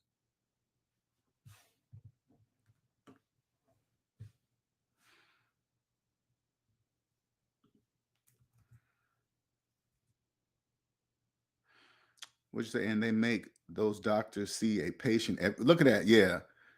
I work in the field at the hospital, and they make those doctors see a patient every 15 minutes. Now, even with that crook, if I was a doctor and I signed up for that and they said, hey, by the way, at this hospital, we do this and we make you see every 15 minutes. Okay, cool, shit. I mean, whatever they want me to do within the time they've purchased from me. Okay, cool. That's no problem. All right, but as soon as that time is up, that's it. It's done. Everything's done. What's up, Robert? Hey, good morning. Happy Sunday. Good. And yours, sir? I'm doing pretty good, man. I was going to tell you about the power of phantom income. Okay. Yeah, my ex-wife called me. She was saying that she thanked me. She said that my insurance was able to take care of my son's autistic behavioral therapy program Okay. that the school pays for. All right. I mean, that my insurance, the Medicaid and Medicare pays for. Mhm. Then she got a call saying that the copay was high. Mhm. So I whipped out my health savings account and took care of it. Yes. And she was like, Yes. she was How'd that shocked. feel? How'd that feel? That felt good as hell. See, debt slaves don't know what that means. They're like, what? He took out what? Mm-hmm. What did he take out and pay for it? Yeah. Yes, sir. Man. And I looked and it's like at my job, it costs us $364 that per check for it to go inside my health savings account. Okay. And the HR's like, not too many people do that. I was like, yeah, I know. Yeah, I know. That's why I'm doing it, because I know. Exactly. Yeah, that phantom income is the truth, man. Yeah. Oh, it's beautiful, man. It's absolutely beautiful. It's like, I remember when I was a debt slave, I used to always be upset. It's like, why do hospitals give us a copay when we're paying all this insurance money in, right? You're like, damn, that's so unfair and this and that, because there's something there that they don't see, right? They don't know that copay can be paid with a healthcare account thing for free, tax-free. Yep, that's exactly what it is. Tax-free pay. That copay can be paid with tax-free money. Oh my God, they will never know that ever. And I damn sure when I get the W-2 from them, I make sure I file it on my taxes every time. Hell yeah, everything's straight. Everything's straight. I learned a lot about doing my own taxes correctly. I make sure I don't cheat. I go over and double check. Right. I make sure, like when I claim my son on my taxes, because after my divorce, when you do your taxes, it's like you can claim your son because you was married and you went through a divorce. I always claim him, like had a household because I pay the vast majority of his insurance. Plus, I pay his expenses and everything. I follow that to the T. Yeah. Because at work last night, I had a coworker talking about she had a household. I was like, wait a minute, you don't have children. Like, wait a minute now. Just like where I live in a house. I'm like, no. She told me See? Yeah. See what I'm saying? She got so hot at me because I was like, wait a minute, you somebody renting a room out to you. You just paying for a room to live in. That's not had a household. I was like, yeah, you might need to get a tax attorney. Right. See, I don't even have them. I don't even have tax conversations with debt slaves. Because they don't know. Right? Yeah, they really don't know. And if they're in debt, you got to think about it. Really think about it. If they're in debt, they don't know. That's because right. They can't. Actually, they can't know when you're in debt. They can't. I was like, ooh, yeah, let me stop hanging out with you. I said that directly. Yeah, I can't hang out with you. I can speak to you at work, like how you doing, but outside of work, yeah, me and you don't have much in common. Right. You just know that. It's like, no, thank you. I don't hang around people that do that. Sorry. Yeah, I don't want any of that rubbing. I don't want rubbing accidentally connecting us two because we're friends and they're watching. No, none of that. Yeah, I cut off like, yeah, you cool. I'm glad to meet you, but yeah, me and you, I don't want to communicate like that. No, ma'am. I don't want to communicate like that. No. But they don't, so crazy. They don't know. Even us talking like that, I don't want people to think that, oh, we're scared of the IRS. No, it's like, once you follow the rules, there's nothing to be scared of. Exactly. There's nothing to be scared of because you're following the rules. Just like my other coworker talking about she wasn't going to pay the IRS. I was like, yeah, we cool. Yeah, She we said what? good. What'd she say? That she wasn't going to pay the IRS. When I was Oh, telling, when she was like owed thousands she and said that to still you? Oh, out loud, wow. she owed like $12,000 to the Oh my God. IRS Oh my and God. back taxes. I just looked at her. And they charge interest on that stuff. They charge interest. Yes. Yes, they do. Wow. I was like, She said, yeah, that's. She said, I ain't gonna pay. God damn. Yes, you are. Yes, she. Oh my goodness gracious. Because she Wow. owed the IRS and she owes student loans. And when Joe Biden introduced his program, she was like, "Well, what the hell, $10,000 is going to do for the other 60,000 that I owe?" I was like, "That's a good question. What is it going to do? Because you said you're not going to pay it." You know what's crazy too? I guarantee you, debt slaves don't know that they just hired 87,000 more IRS agents. And Debt they slaves, and debt slaves don't even know that. They don't even know that. You ask an average debt slave, "Hey, do you know the IRS hired some agents?" They'd be like, "What? Who? Why should I care?" You gonna care? oh yeah, you will. Yeah, you gonna care. And they training them on guns too. I Like heard I about seen, that. I yeah, heard they was about on. that. It's on YouTube and it was on ABC News. Like they had the tax agents like training them using weapons and everything now when they approach people's houses. And you know what? When I saw that, when you understand what's been going on, I get it. I totally get it, because here are these people that have been not following the rules, having houses and cars, and then IRS agents come to say, "We're taking it." Some people that really did it wrong, they don't want to just give up. They really believe it's theirs. And they just don't want to give it up like that. And some people really believe that. Like, "Hey, this is mine. Well, you didn't pay any taxes for it. I don't care. It's still mine." Okay, well, shit. Right? Shit. Shit. All right, have a good one because I'm definitely moving to the next table. All right, sir. Thank you. Yes, sir. That Later. Love it, man.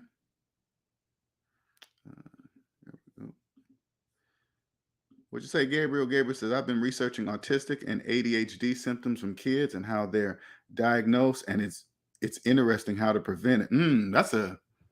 I would love to hear about that. We should talk about that in the Discord, because I want to definitely hear about that. I have a middle son who's autistic, so for sure I want to hear about that.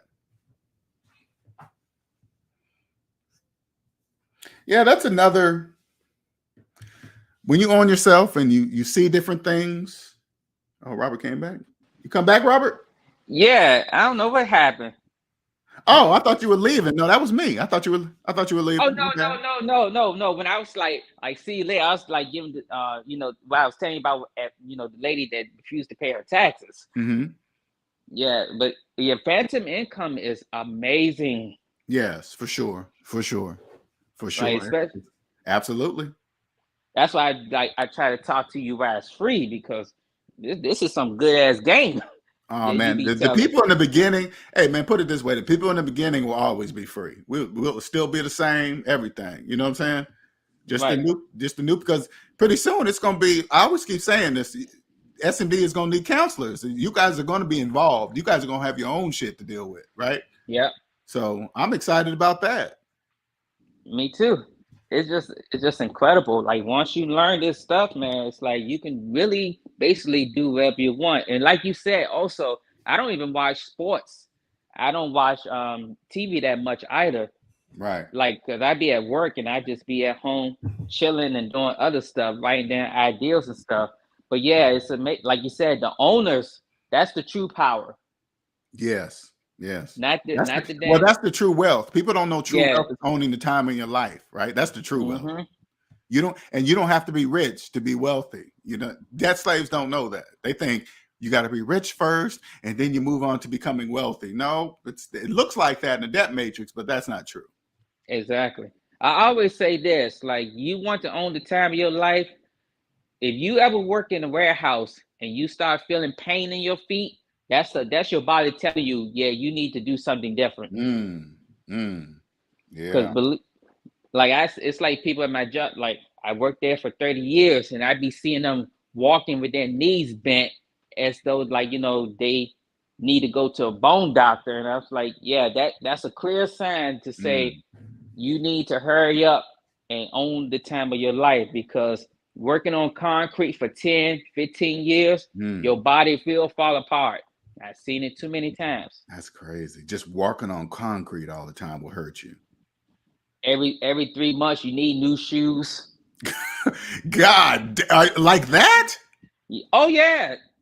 Wow. Yes. You wear your shoes out? Yes. Holy sheezy. Walking back and forth. You gotta walk to one particular point to clock in, and then you gotta walk back the same way. Your brakes is like staggered different times and stuff like that. Yeah, you will wear out the inside of your shoes real quickly. That's why Dr. Scholl's got make all so much. I get why Dr. Scholl's make all that money now with foot insoles, because you be wearing your shoes out within a quick amount of time. God damn. That's great. It's like, but you know who's gonna be working them jobs?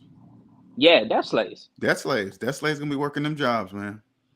When they show a picture, that when they do like a news thing every now and then of an inside of a Amazon warehouse, and I see all those robots and people, I'm like, wow, damn. I say to myself, I don't even know what that environment's like. I don't even want to know. I've been inside of them. It's like the most common injuries is back injuries and shoulder injuries due to the lifting. You gotta get your rotator cuff looked at, and a rotator cuff injury is very difficult.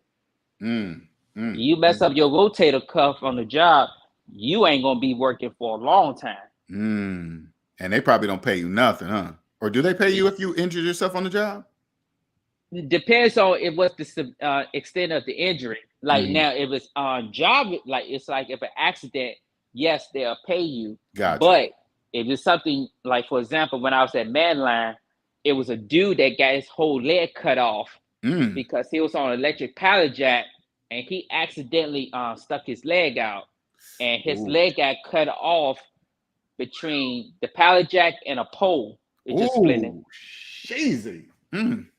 And so when he tried to get the company to pay for it, they found out that he didn't log into his electric pallet jack.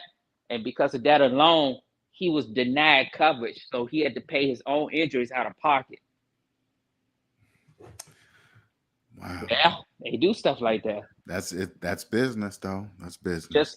Just like when I was at another warehouse, it was a 18-year-old kid that got killed when a forklift crushed his head between his head and a pole. Like he was picking the item, but he didn't see the forklift. I don't know how he didn't miss it, and the forklift just turned right by mistake and instantly crushed his head. Killed him on the spot.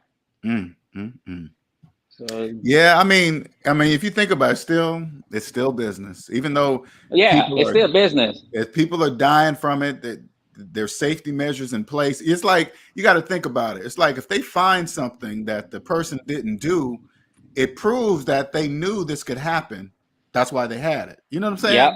Absolutely. So it's not a bad thing that they got out of not paying it. It's nothing personal about feelings or anything. I get it. Right. Now, if it happened to them and that wasn't a warning in place, then yes, they'd be liable because they didn't have it in place. Right. So I get it. I totally get it. That's what happened to me. I broke my foot in half at work, and it was a job. Broken in half? I was out of work for 7 months last year.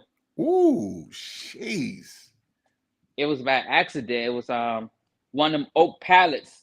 I got off an electric pallet jack. I did everything right, and somebody had put a broken pallet right next to where I was supposed to be at, and I had tripped up on it and snapped like my foot in half. And I let the foot doctor, he was like, we just gonna let it heal naturally instead of just putting 6 screws inside your foot. So they said the bones would heal naturally back together. Yeah, because it's like it broke in half, but it didn't like the space within it was like small. That's, you know what's so crazy? If you just think about it, that's the body is amazing. It can mend bones back together. Yes, it can. That's exactly what happened to me. It took It took 7 months for me to get back to work, but it took a full year for it to heal completely. Anything further than that, yeah, I would have to get at least 6 to 7 screws in my foot. You know what's so crazy? And I guarantee a video like this is out there. Say like they set up a camera to watch a bone. Well, I guess no, the person has to be alive for that to happen. Never mind. God damn. Yeah, I was thinking if they set up a camera just to watch a bone heal, you know what I'm saying, and then put it all together and fast forward. I bet you that would be an amazing video. That'd be amazing. Well, yeah, I think they got that. Like, they do them 3D imaging videos that doctors uses. Yeah, I think they do got something like that. I don't know the type word they use, but I do know like they do videos of X-rays like that. You know, because you think about it, as a doctor, there's no way you can explain that. Like, hey, okay, bones heal because this happens. It's like, what are you explaining? You know what I'm saying? Mm-hmm. Got to be crazy. I don't know. It's just bananas. But anyway, yeah. But yeah, like you said, it's just business. Yeah. But the reason I bring all that up to say is that when you own the time of your life, you won't put yourself at risk like that ever. Right. Yeah. That's a very, and you know, so crazy is that, like, I think of sometimes now I'll think about like football, right? Mm-hmm. How football players, what they do to their bodies on the field, what happens to their bodies. When you're young, you don't really think about that because you're young and you got money, right?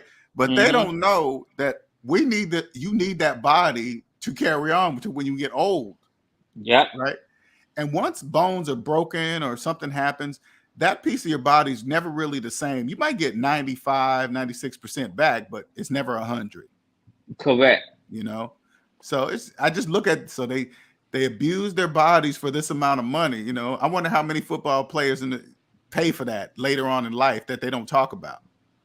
Oh man, like my mom was the same way when she was alive. Like when she had to get shoulder surgery and get her rotator cuff on, like her rotator cuff fixed and everything, and she was suffering from arthritis real bad. It was like she never could lift her left arm up above like 4 inches.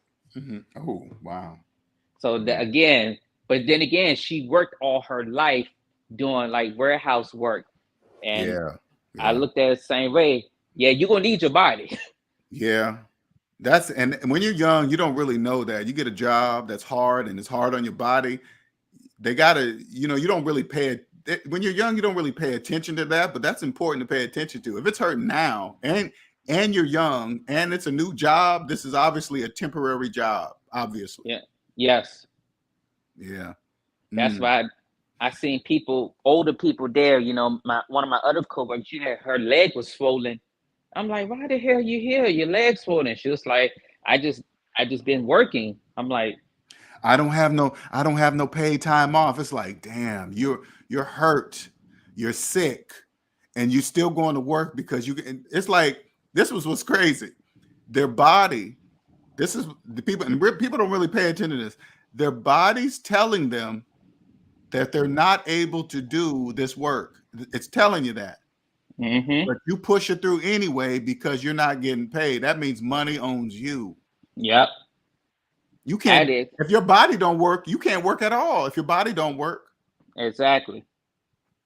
Man. I had to tell that to a girl, man. She had the stomach virus at the job and she kept working. I was like, man, you need to go home.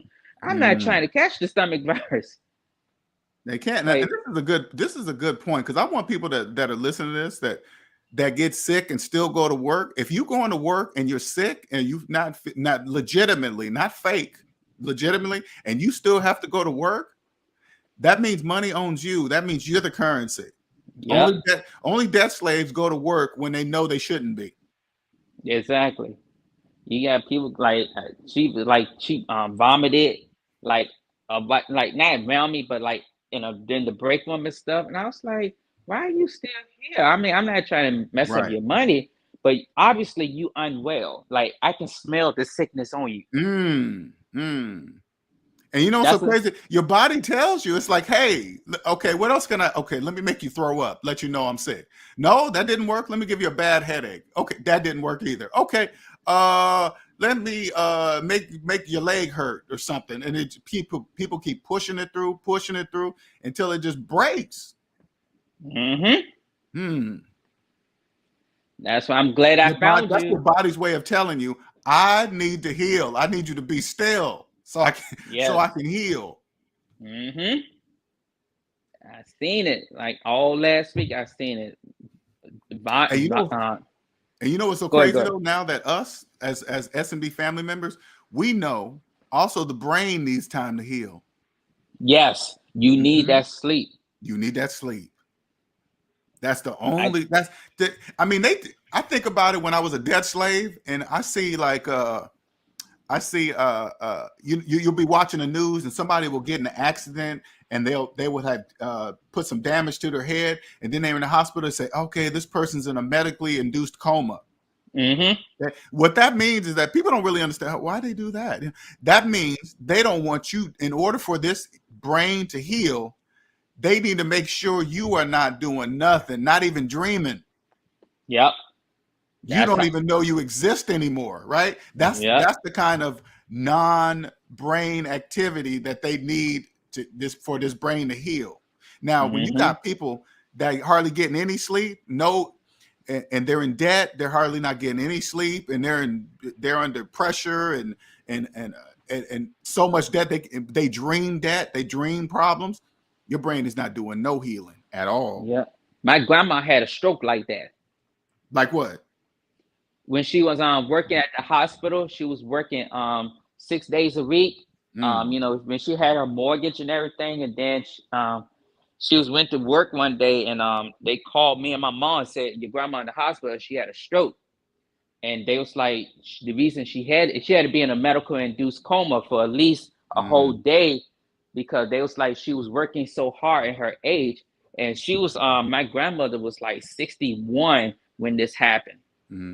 And she retired like 20 years, for being working for 20 years like that. But yeah, they put her in a medical induced coma, and they discovered that she had intestinal cancer and everything. And they cut the cancer out of her. But yeah, she was in a medical induced coma for at least for her one day, but she rehabilitated for like 4 months. Yeah, she's still here. Like I still see her to this very day. But the point, like I was making, is that she worked so much that she didn't even know that she had a stroke. And what else is crazy? Now that we know that, it's like sleep is really many comas every day, right? Yes. That's what it really is. Because in order for the brain to heal, which makes sense to me, this is just my opinion. I'm not a doctor, a medical doctor or anything. I want to make sure that's clear. This is my opinion. Right. In order for the brain to heal, to me, it needs you to be asleep. Yep. In a mini coma out, so it can do whatever it needs to do. Now imagine, like, debt slaves will never experience dreamless sleep because they have so many problems, right? Because they dream their problems.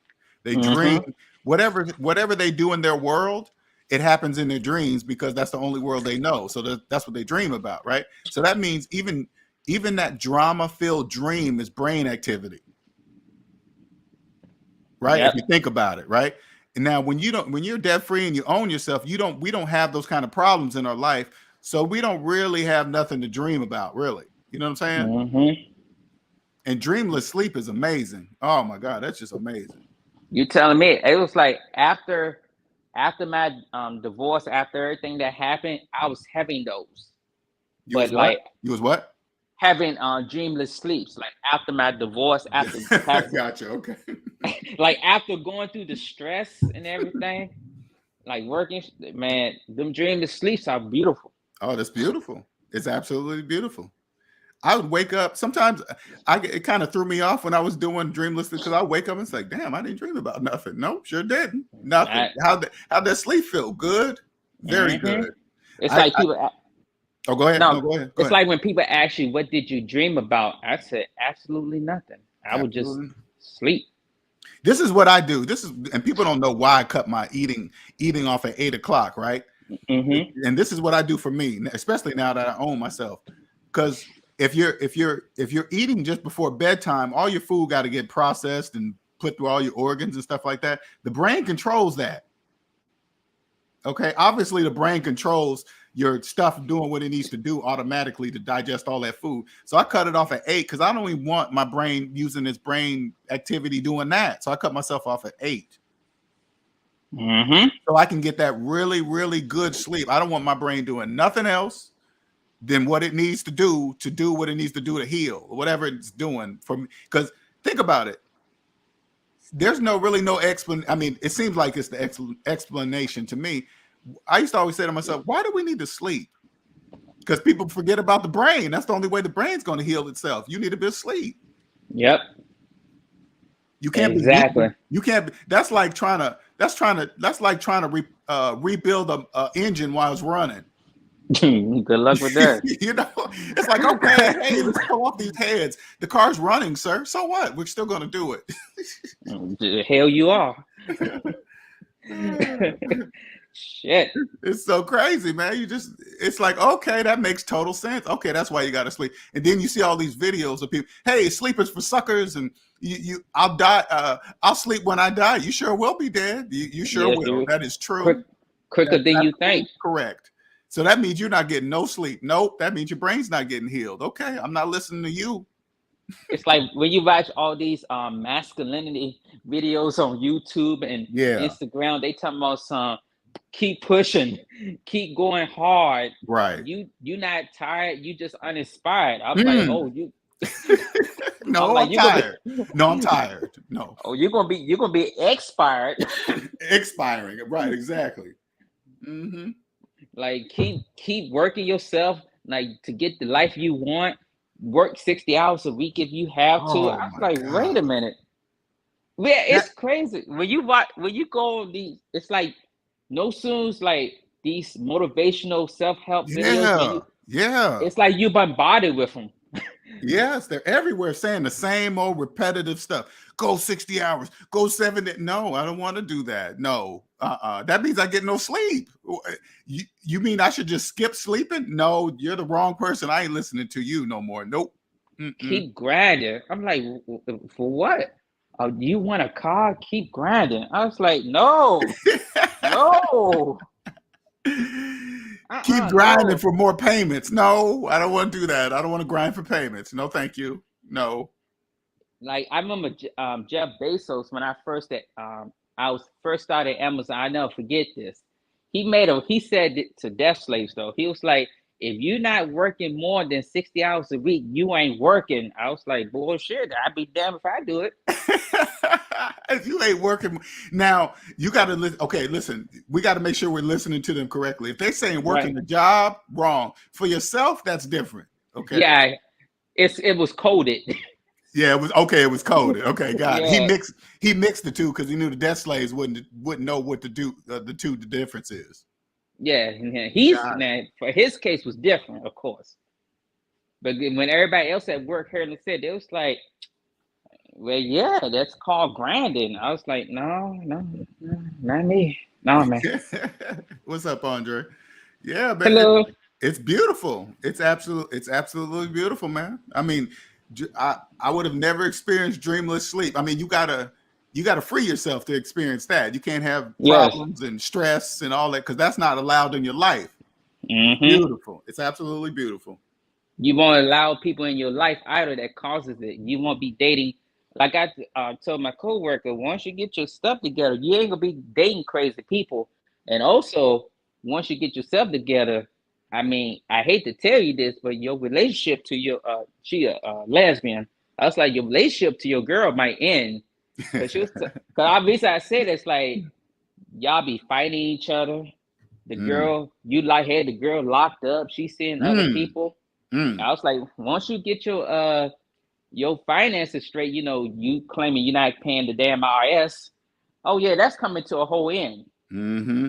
Oh man, that's gonna come to a very bad. She's gonna be owned. Now imagine this. Imagine a debt slave. Imagine this: a debt slave who's had student loan debt all their life now owes the IRS $10,000.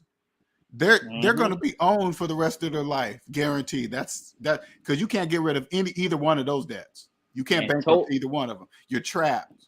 And Dan sure told my ass straight to my face, as though she was like, I feel like I shouldn't have to pay any of it because they gave me the money in digital format. I was like, oh really? Wow. You hit that check box, didn't you? You know the check box that says like I promise to pay. Yes, you did. Wow. I Imagine how many debt slaves, even somebody that might come across this channel, how many people are doing that right now? They don't even know what they've done. Like when they don't know. This is what it really is. If you listen to this channel right now and you're hearing this video, you've done it. As soon as you check that box, you sold yourself. Here, I don't want to own myself no more. Then you check the box and then never look at it again. You just sold yourself. You just did it. Sure did. I definitely don't want to own myself. Check. That's it. It's done. Then they let you get away with it for 4 or 5 years, maybe on purpose, maybe because they haven't gotten to you yet. I don't know, but they're going to get to you. You're not going to have the money ever. You're never going to have the money ever because you checked the box in the first place that says you have no money. It's like having an unprocessed murder charge against you. That's the funny thing. I met someone who has that. In fact, she was my supervisor.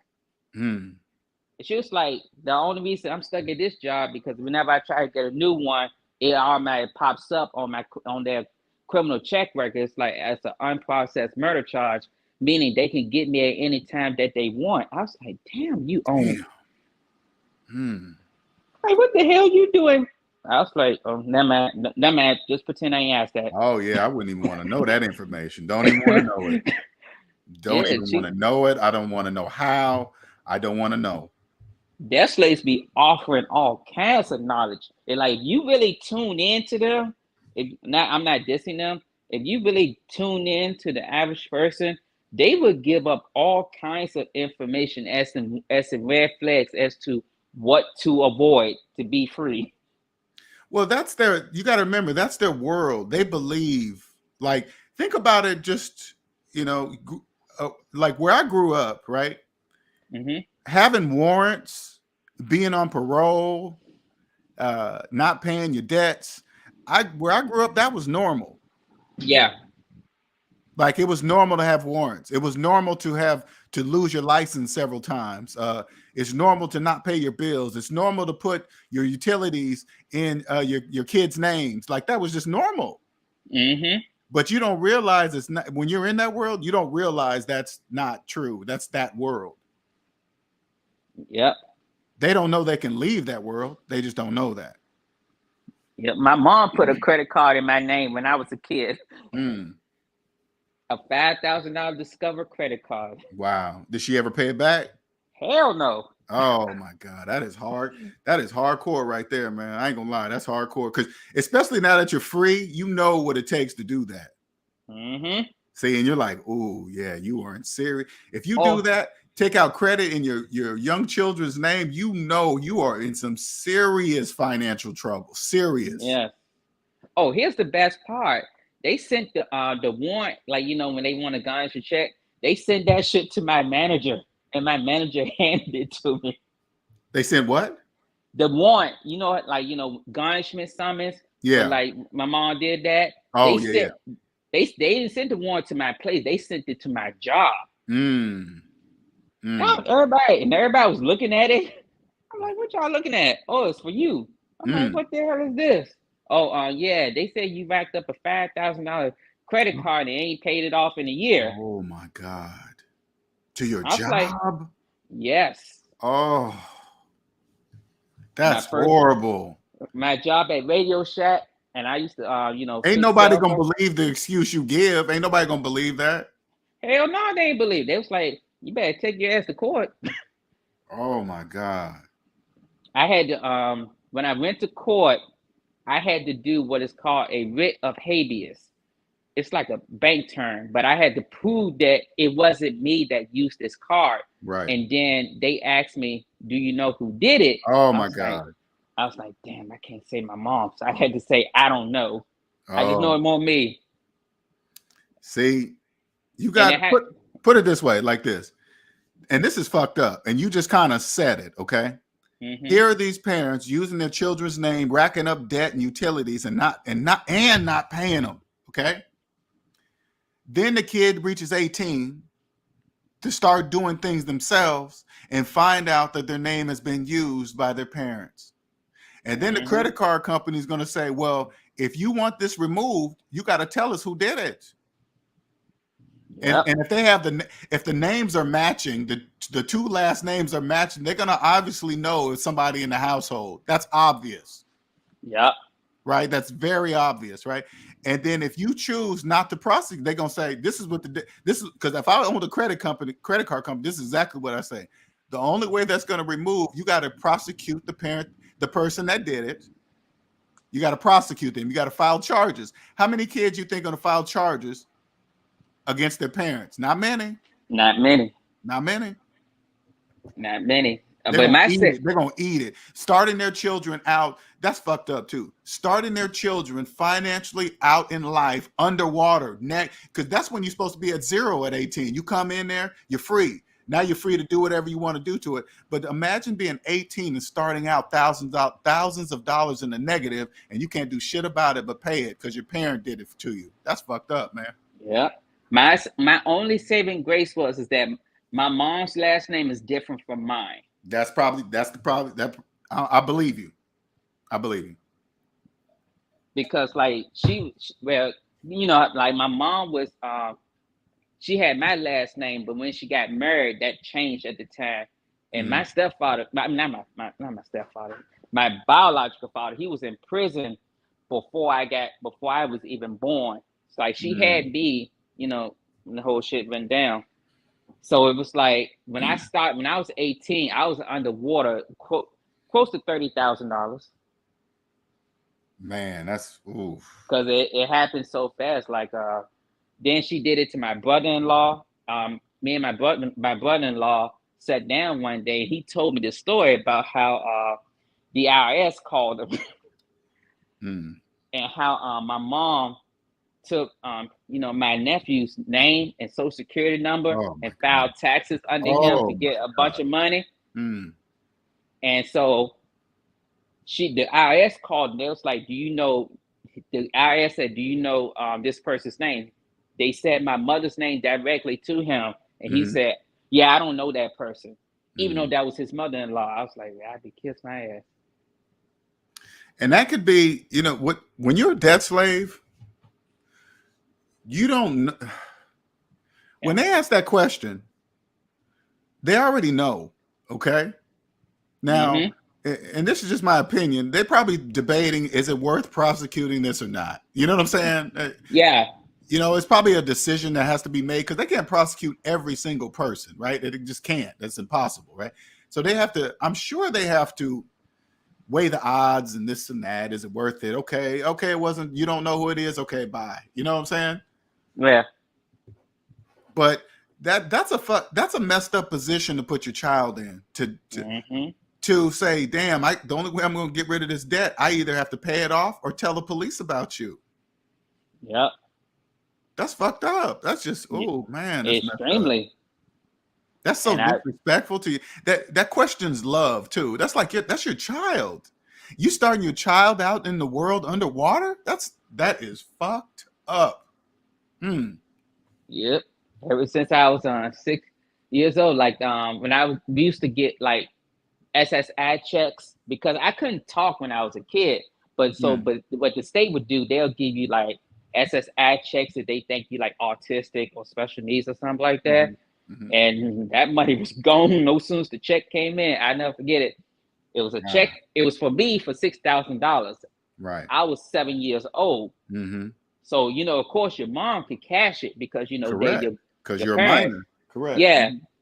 Oh, they cashed it and went, and she went to the Patti LaBelle concerts. They was just gone. That shit was gone within a week. See, right now, what we're doing right now is a SMD family. We're breaking that pattern. Yes. Right. We are breaking that pattern. we are making sure the kids, like, that's what you're blessed with, man. Your child is young, you're still in control of his mind, and you just teach him the SMD way. He'll know nothing else, and that's it. That's done. And then he's going to show his children. Yep. That's how it work, man. That's all I've been doing. I even told my ex-wife this. I was like, I don't want nothing in his name at all. I don't care who it is. I don't care which family member it is. His number, his name, all that is off limits. But it's with me going through it, realized that, you know, even though I love my mom, but it's like, I realized I would never do that to my kid, and I wouldn't want to see that happen to no one else's kid. Like, what I went through can help. Me telling this can help the SMD family. Like, if you have children, please protect your kids' social security number. And you know what's so crazy? This was crazy. If you really, really think about it, Robert, if you think all the way back, even though your mom did that, right? She did all that stuff. Just think about it. She obviously didn't know. Right. If you really just think about the core of it, if she would have known, she wouldn't have did that to her child if she would have known. But she didn't know, so she did it. Yeah. The reason why that's true is because you will never do that to your son. That's how you know it's true.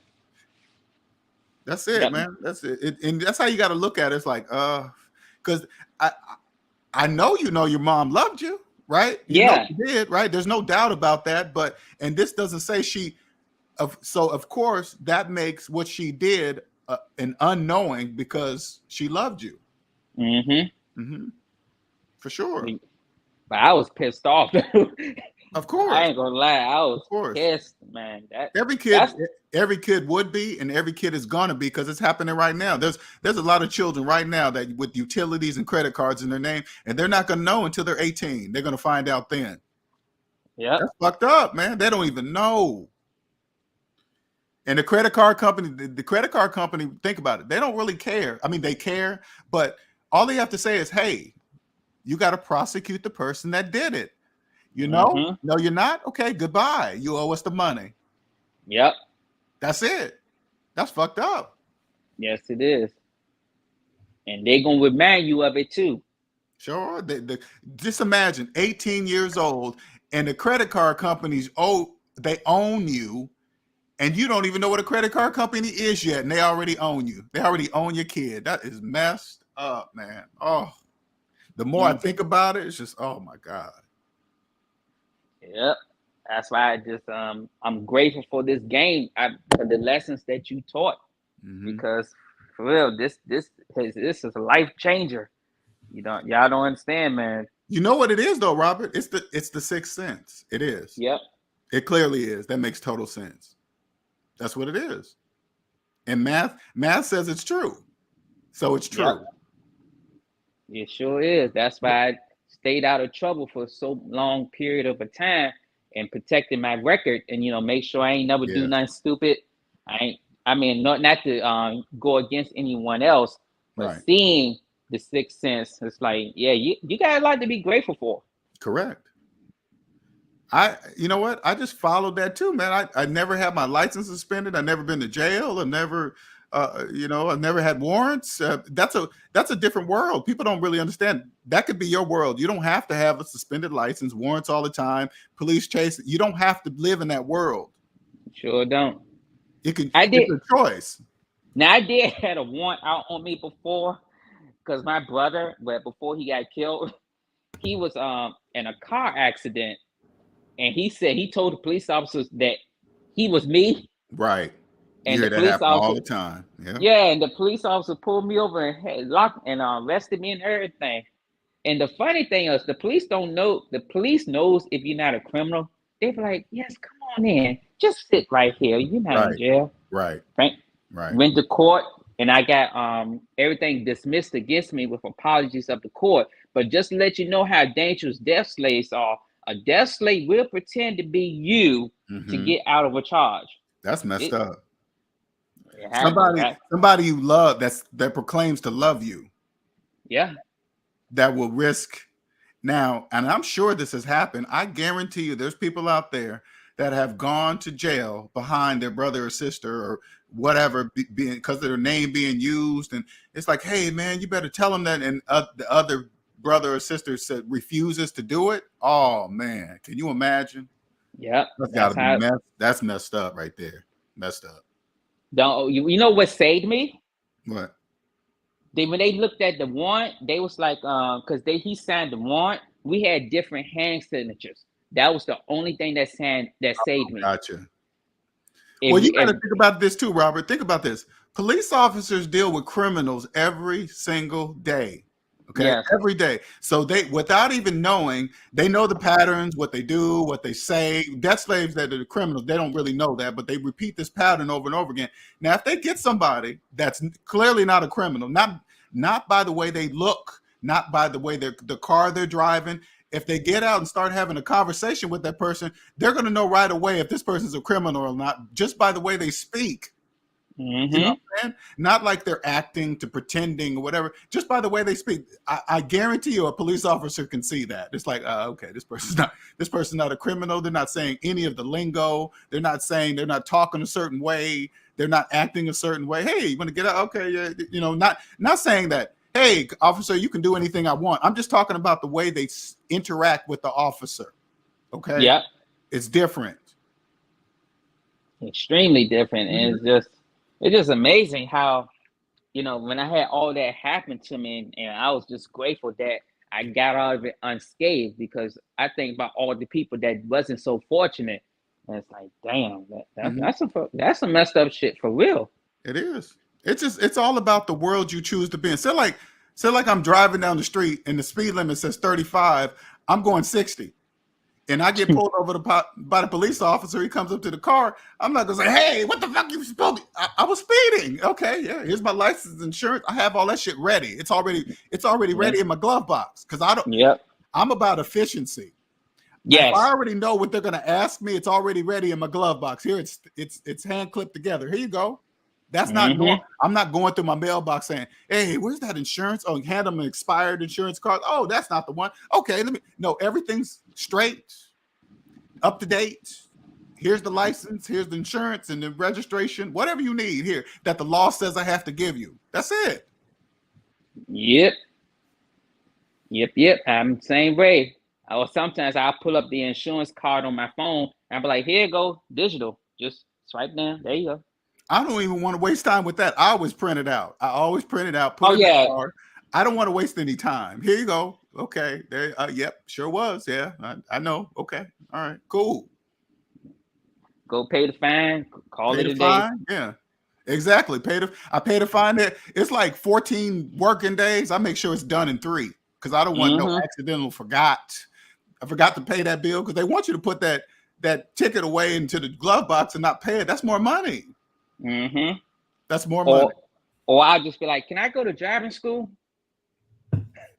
Exactly. Like it counts on I'll determine my time. What would time and points on the on your license or whatever. I've never had any points. That's never happened on my license ever. Mm-hmm. Like what's driving school like? I went to a ghetto driving school. It was like you're supposed to be there for 8 hours. I was only there for 2. Just like I told you everything. Y'all get out. They funny, man. It's a different world, man. And just I feel like we were talking about earlier with the kids. I really do feel sorry for children. Me too. That are put in that position when they start out in life. That is just so horrible. That is horrible, man. Yep, that's why that with that PP4 stuff. Like I had some coworkers at Amazon that was like making up companies, like shell companies, talking about this is my daughter's company, but I won it and used PPP4 money. 4 months later, the PPP4 the IRS found out about it. It was like, man, how old is your daughter?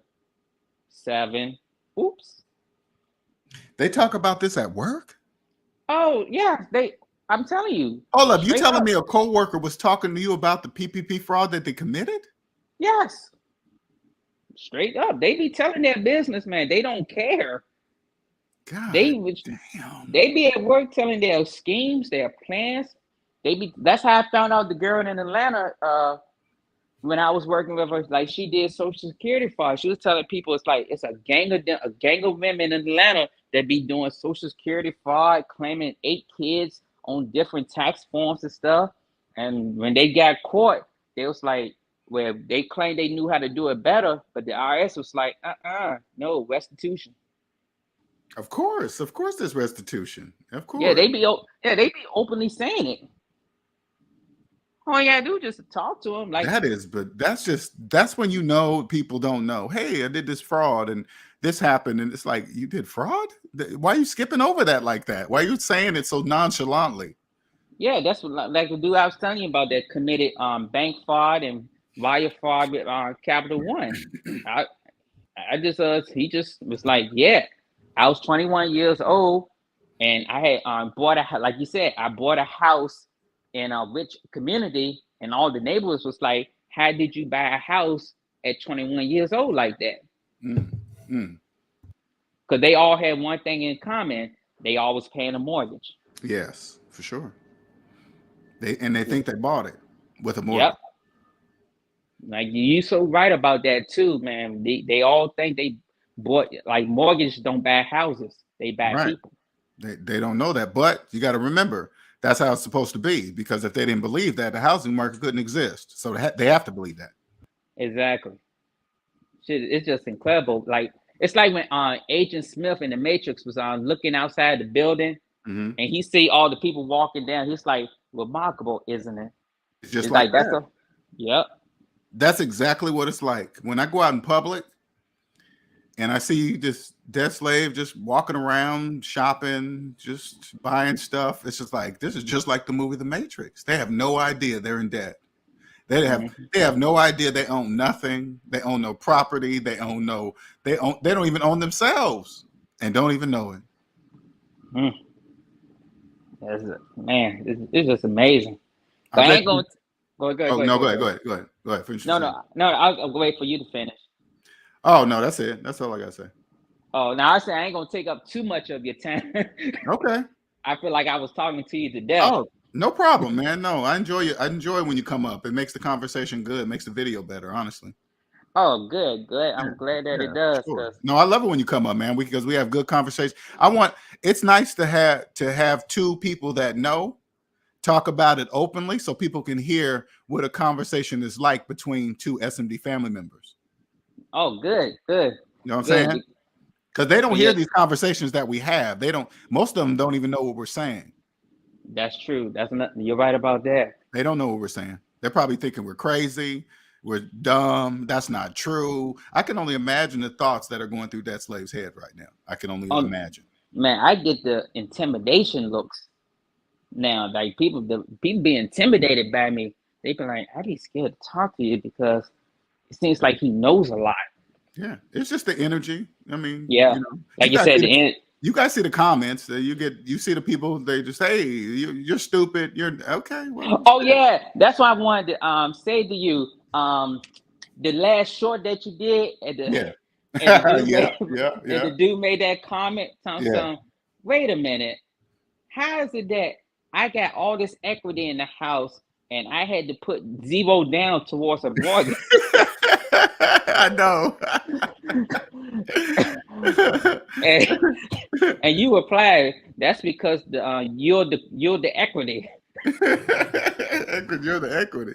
How can I get all this equity with zero down? You can't. What are you talking about? You can't. He was adamant about that too. He was like, wait a minute, you saying you talking about some hippie nonsense. Right. That was funny. That was hilarious, man. Debt slaves, when they say that stuff out loud, they have no idea what they're doing. Not a clue. At late time, I'm buying a house in the county. I was like, you know where we work at, right? Like, wait a minute, how you buying? You know, when they look at our job, look at your checks and stuff. I'm like, how you gonna get this house? She was like, she said out loud, oh, I'm gonna get an FHA mortgage. I was like, so yeah, you don't know. Never mind. Yeah, man. And that's all you got to ask them. What type of mortgage did you get? Here's two answers. I don't know. That's one. If they say I don't know, that's one. That's a wrong answer, right? And then number two, if they say FHA mortgage, that's it. You know who they are. Yep. Immediately. That's like, and they don't know why either. They don't know why. Yeah, she sure did, because she had a kid.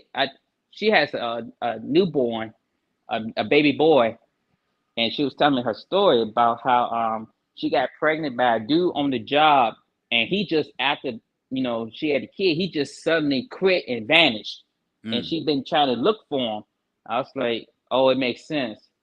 That plus the fact that she got a mortgage, plus the fact that she owed some extra money on the side, and I was like, yeah, it all makes sense now.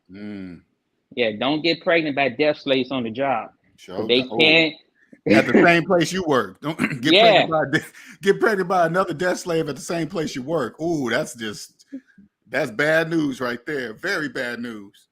I was like, I didn't ask why. I asked her, what did you do to make him like jump state? They was like, we trying to find him. His daddy trying to find him. He just left without a trace. I'm like, did he transfer to another store? All right, man. We're gonna wrap this up, man. Yes. Thank you, sir. Always. I love it when you jump on there. I love to have these conversations out in the open so debt slaves can understand that there's another world that they don't know about. Okay, so all right, man. Keep on doing them shorts. Okay, of course. Oh yeah, I love doing them. They're quick and easy. I love it. You be safe. Be easy out there. All right, you too, man. Bye. Let me see what Miss B says. Miss AB says, you are correct, LJ. I was talking with someone who works at the Treasury, and he totally said they don't bother to chase after people who use the other kids on their taxes. It's not worth it for the, yeah, see? Now, and something like that, I don't even have to know the Treasury is doing, because it's just something that makes sense, right? It's like, well, fuck, if they're using their kids, they really don't have no money, right? You just know.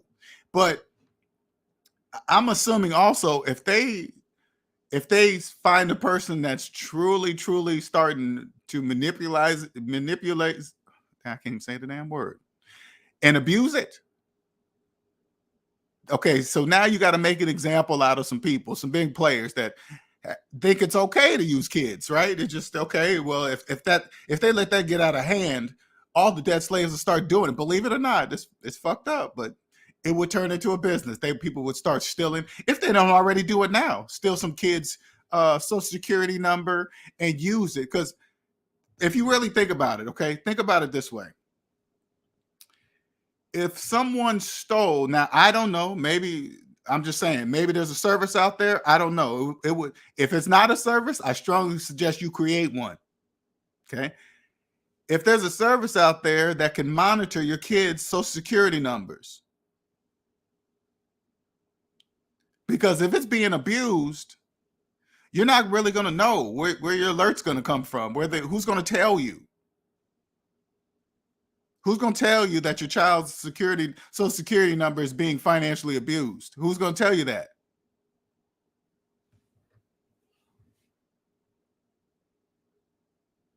The whole thing doesn't make any sense to me. It really doesn't. It's like, okay, and this is just my opinion. Shouldn't the companies be held accountable for accepting a child's social security number as the social security number used for the utility bill? Don't you just plug? Hey, this is a 5-year-old security number, social security number. It's like, you don't know that? Now, then that makes me wonder, well, how many people are doing this? How many people are doing this? That would tell me a lot. If there was a way to run all the social security numbers used on accounts and find out how many are underage, I wonder, what would that do to a business? That's just my opinion.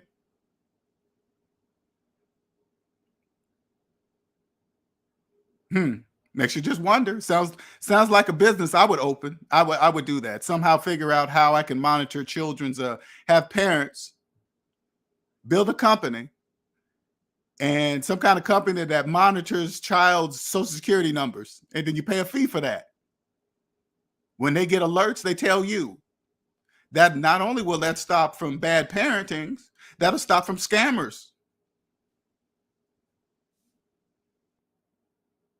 Sounds like a business to me, a very successful one at that, because there can't be too many people doing that.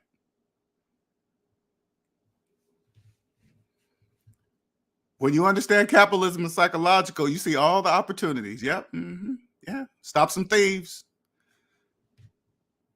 Stop some parents from doing their kids wrong before they even start in fucking life.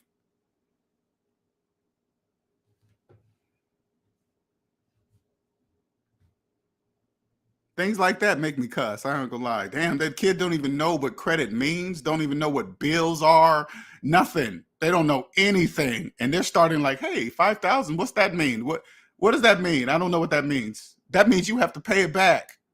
Well, I don't even have a job. I'm not even finished college. Doesn't matter. Credit card company's gonna say, it doesn't matter unless you tell us, unless you prosecute your parent that did it. Clearly it's your parent. You guys got the same last name. Clearly it's your parent. Unless you prosecute your parent, you got to pay it. Guess what? You're going to have to pay it. That's got to be some very uncomfortable Thanksgiving dinners. Knowing you working your ass off to pay back a debt that you didn't create. That's messed up, man. That is so messed up.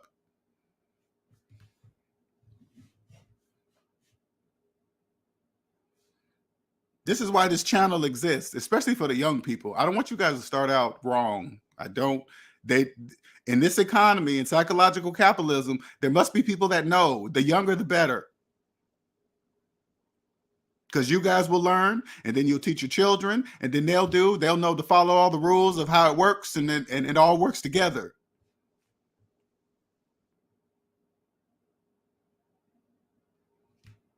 The younger, the better. The more free you are, the better. Like if you're 18, like say like you turn 18 and your parents didn't do you dirty like that. You have no debt.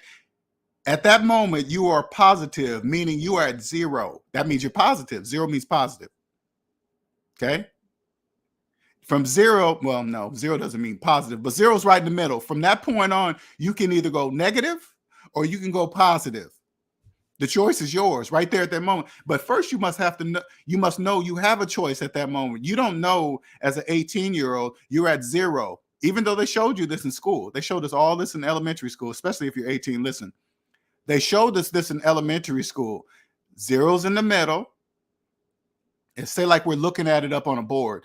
Zeros in the middle.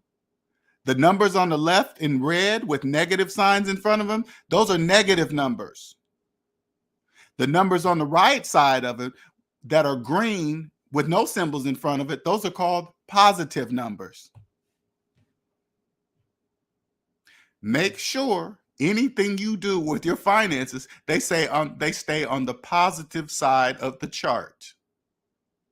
And you'll be wealthy for the rest of your life. Wealthy, because right now, nobody at zero, what you don't know at 18, at zero, you guys don't know. Nobody owns you at that moment. You are free. Not only free from your parents, well, legally free from your parents, you're financially free right now. You're financially free. You don't owe nobody, no business owns you. You own yourself right now. You have to know that though. Now it's your job to make sure it stays that way your entire life.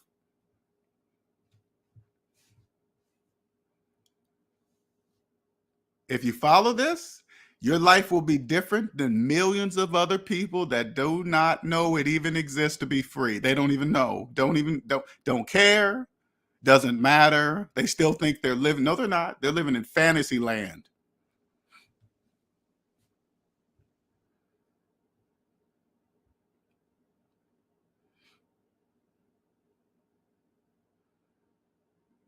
She said, seeing so many people do it, I would think that they would go after them. I was surprised to hear him. That's true.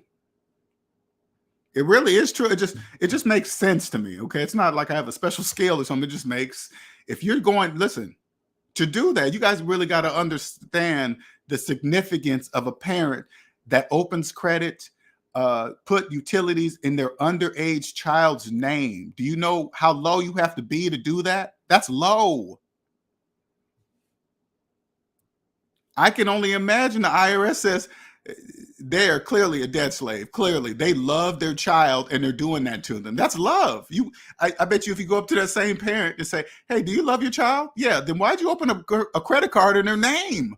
Why a $5,000 credit card and didn't pay the money back? Why did you do that to a child that you just told me you love? Why would you do that?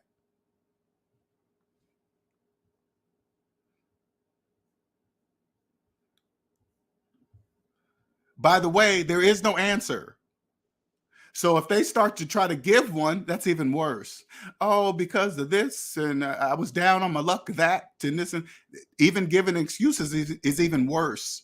There's a reason. You're going to tell me, listen, you're going to tell me, you're going to give me a good reason that when there is none, you're going to give me a good reason to why you took out a $5,000 credit card in your underage child's name. Because when the government issues your children's Social Security numbers, they're trusting you as their parent that you're going to keep them secure. Here, make sure you don't share these. Make sure nobody sees them. Here, these numbers are very important, parent. Here, make sure they're in a good, safe place. And the person that's supposed to be securing these Social Security numbers is abusing it. The person they trust the most is abusing their financial future status, and they don't even fucking know it.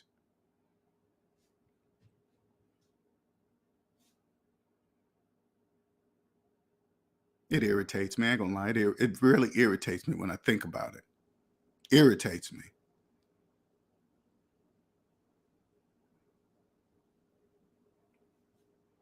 The younger you know this information, the better. Your life will be totally different. Totally different. Totally. Your whole entire world, financial world will be different. I always try to tell the young people, when you're 18 and you're tossed out in the world, you don't know nothing. You're like, hey, this is what you're supposed to do. Go get a job, get an apartment, get a car, and then you're what? No, who's telling you that? You got to turn around and say, who's saying that? You guys don't know that. You just, hey, they love me. They're telling me what to do. Not if they don't know. If they don't know, they can't tell you what to do. The correct way what to do. If you're 18 and you log into your credit report and it says, hey, there's no record of you, that's a good thing. But if you log into your credit report and you get right in and you see a debt in there, that's a very bad thing. If this is the first time you're ever logging into your credit report, that's a very bad thing.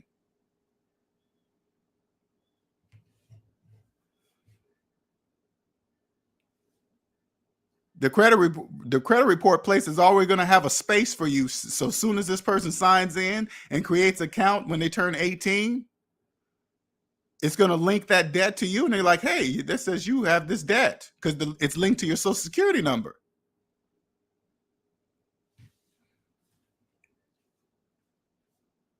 I can't even imagine how that conversation would go. Okay, $5,000. That's my mom's name. Mom? Yeah, honey? Yeah. It says back in 2011, you took out a credit card in my name of $5,000 and you never paid it back. What answer is your parent going to give you? I wish I could be a fly on the wall at the moment. When the kid comes up to their parent and asks them this question, what answer are you going to give them? I wish I could be there. What are you going to say? I'm curious.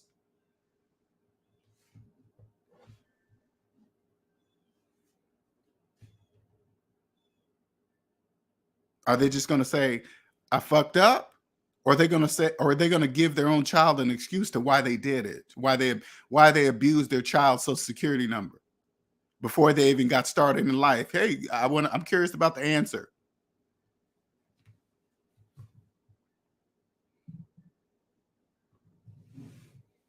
Anyway, I'm gonna get off here.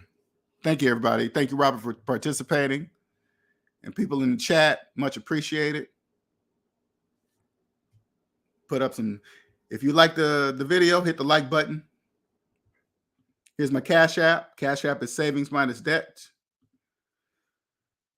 Email is SavingsMinusDebt@gmail.com. And if you want to sign up for a consultation, just hit go to SavingsMinusDebt.com.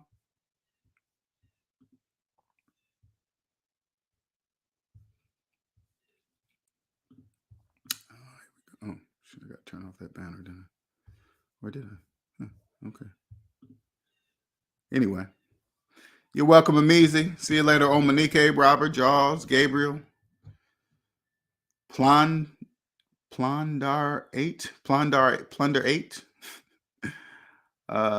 See you later, Arlene, Miss AB.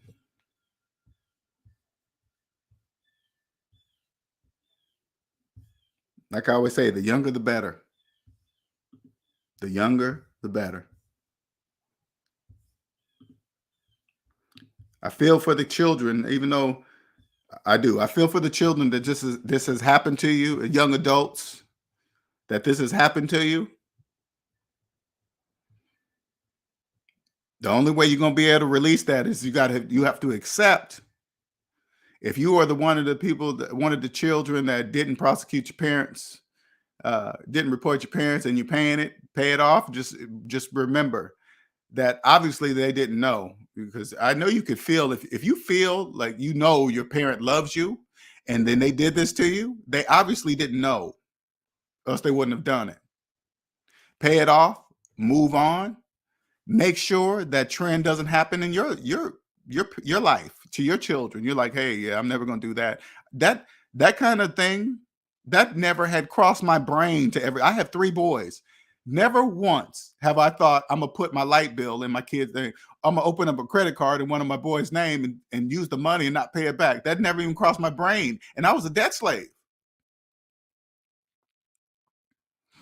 That was never an option for me. I was like, I didn't wake up one day and say, hey man, I know because the reason why you can't put the light bill in your name, because you already owe the light company money. That's why you can't do it. There's a reason why you're not putting it in your name. That's why you put it in your kid's name. And then think to yourself, I'm going to do the same to what I did to myself, I'm going to do to my kid? That just doesn't make any sense to me.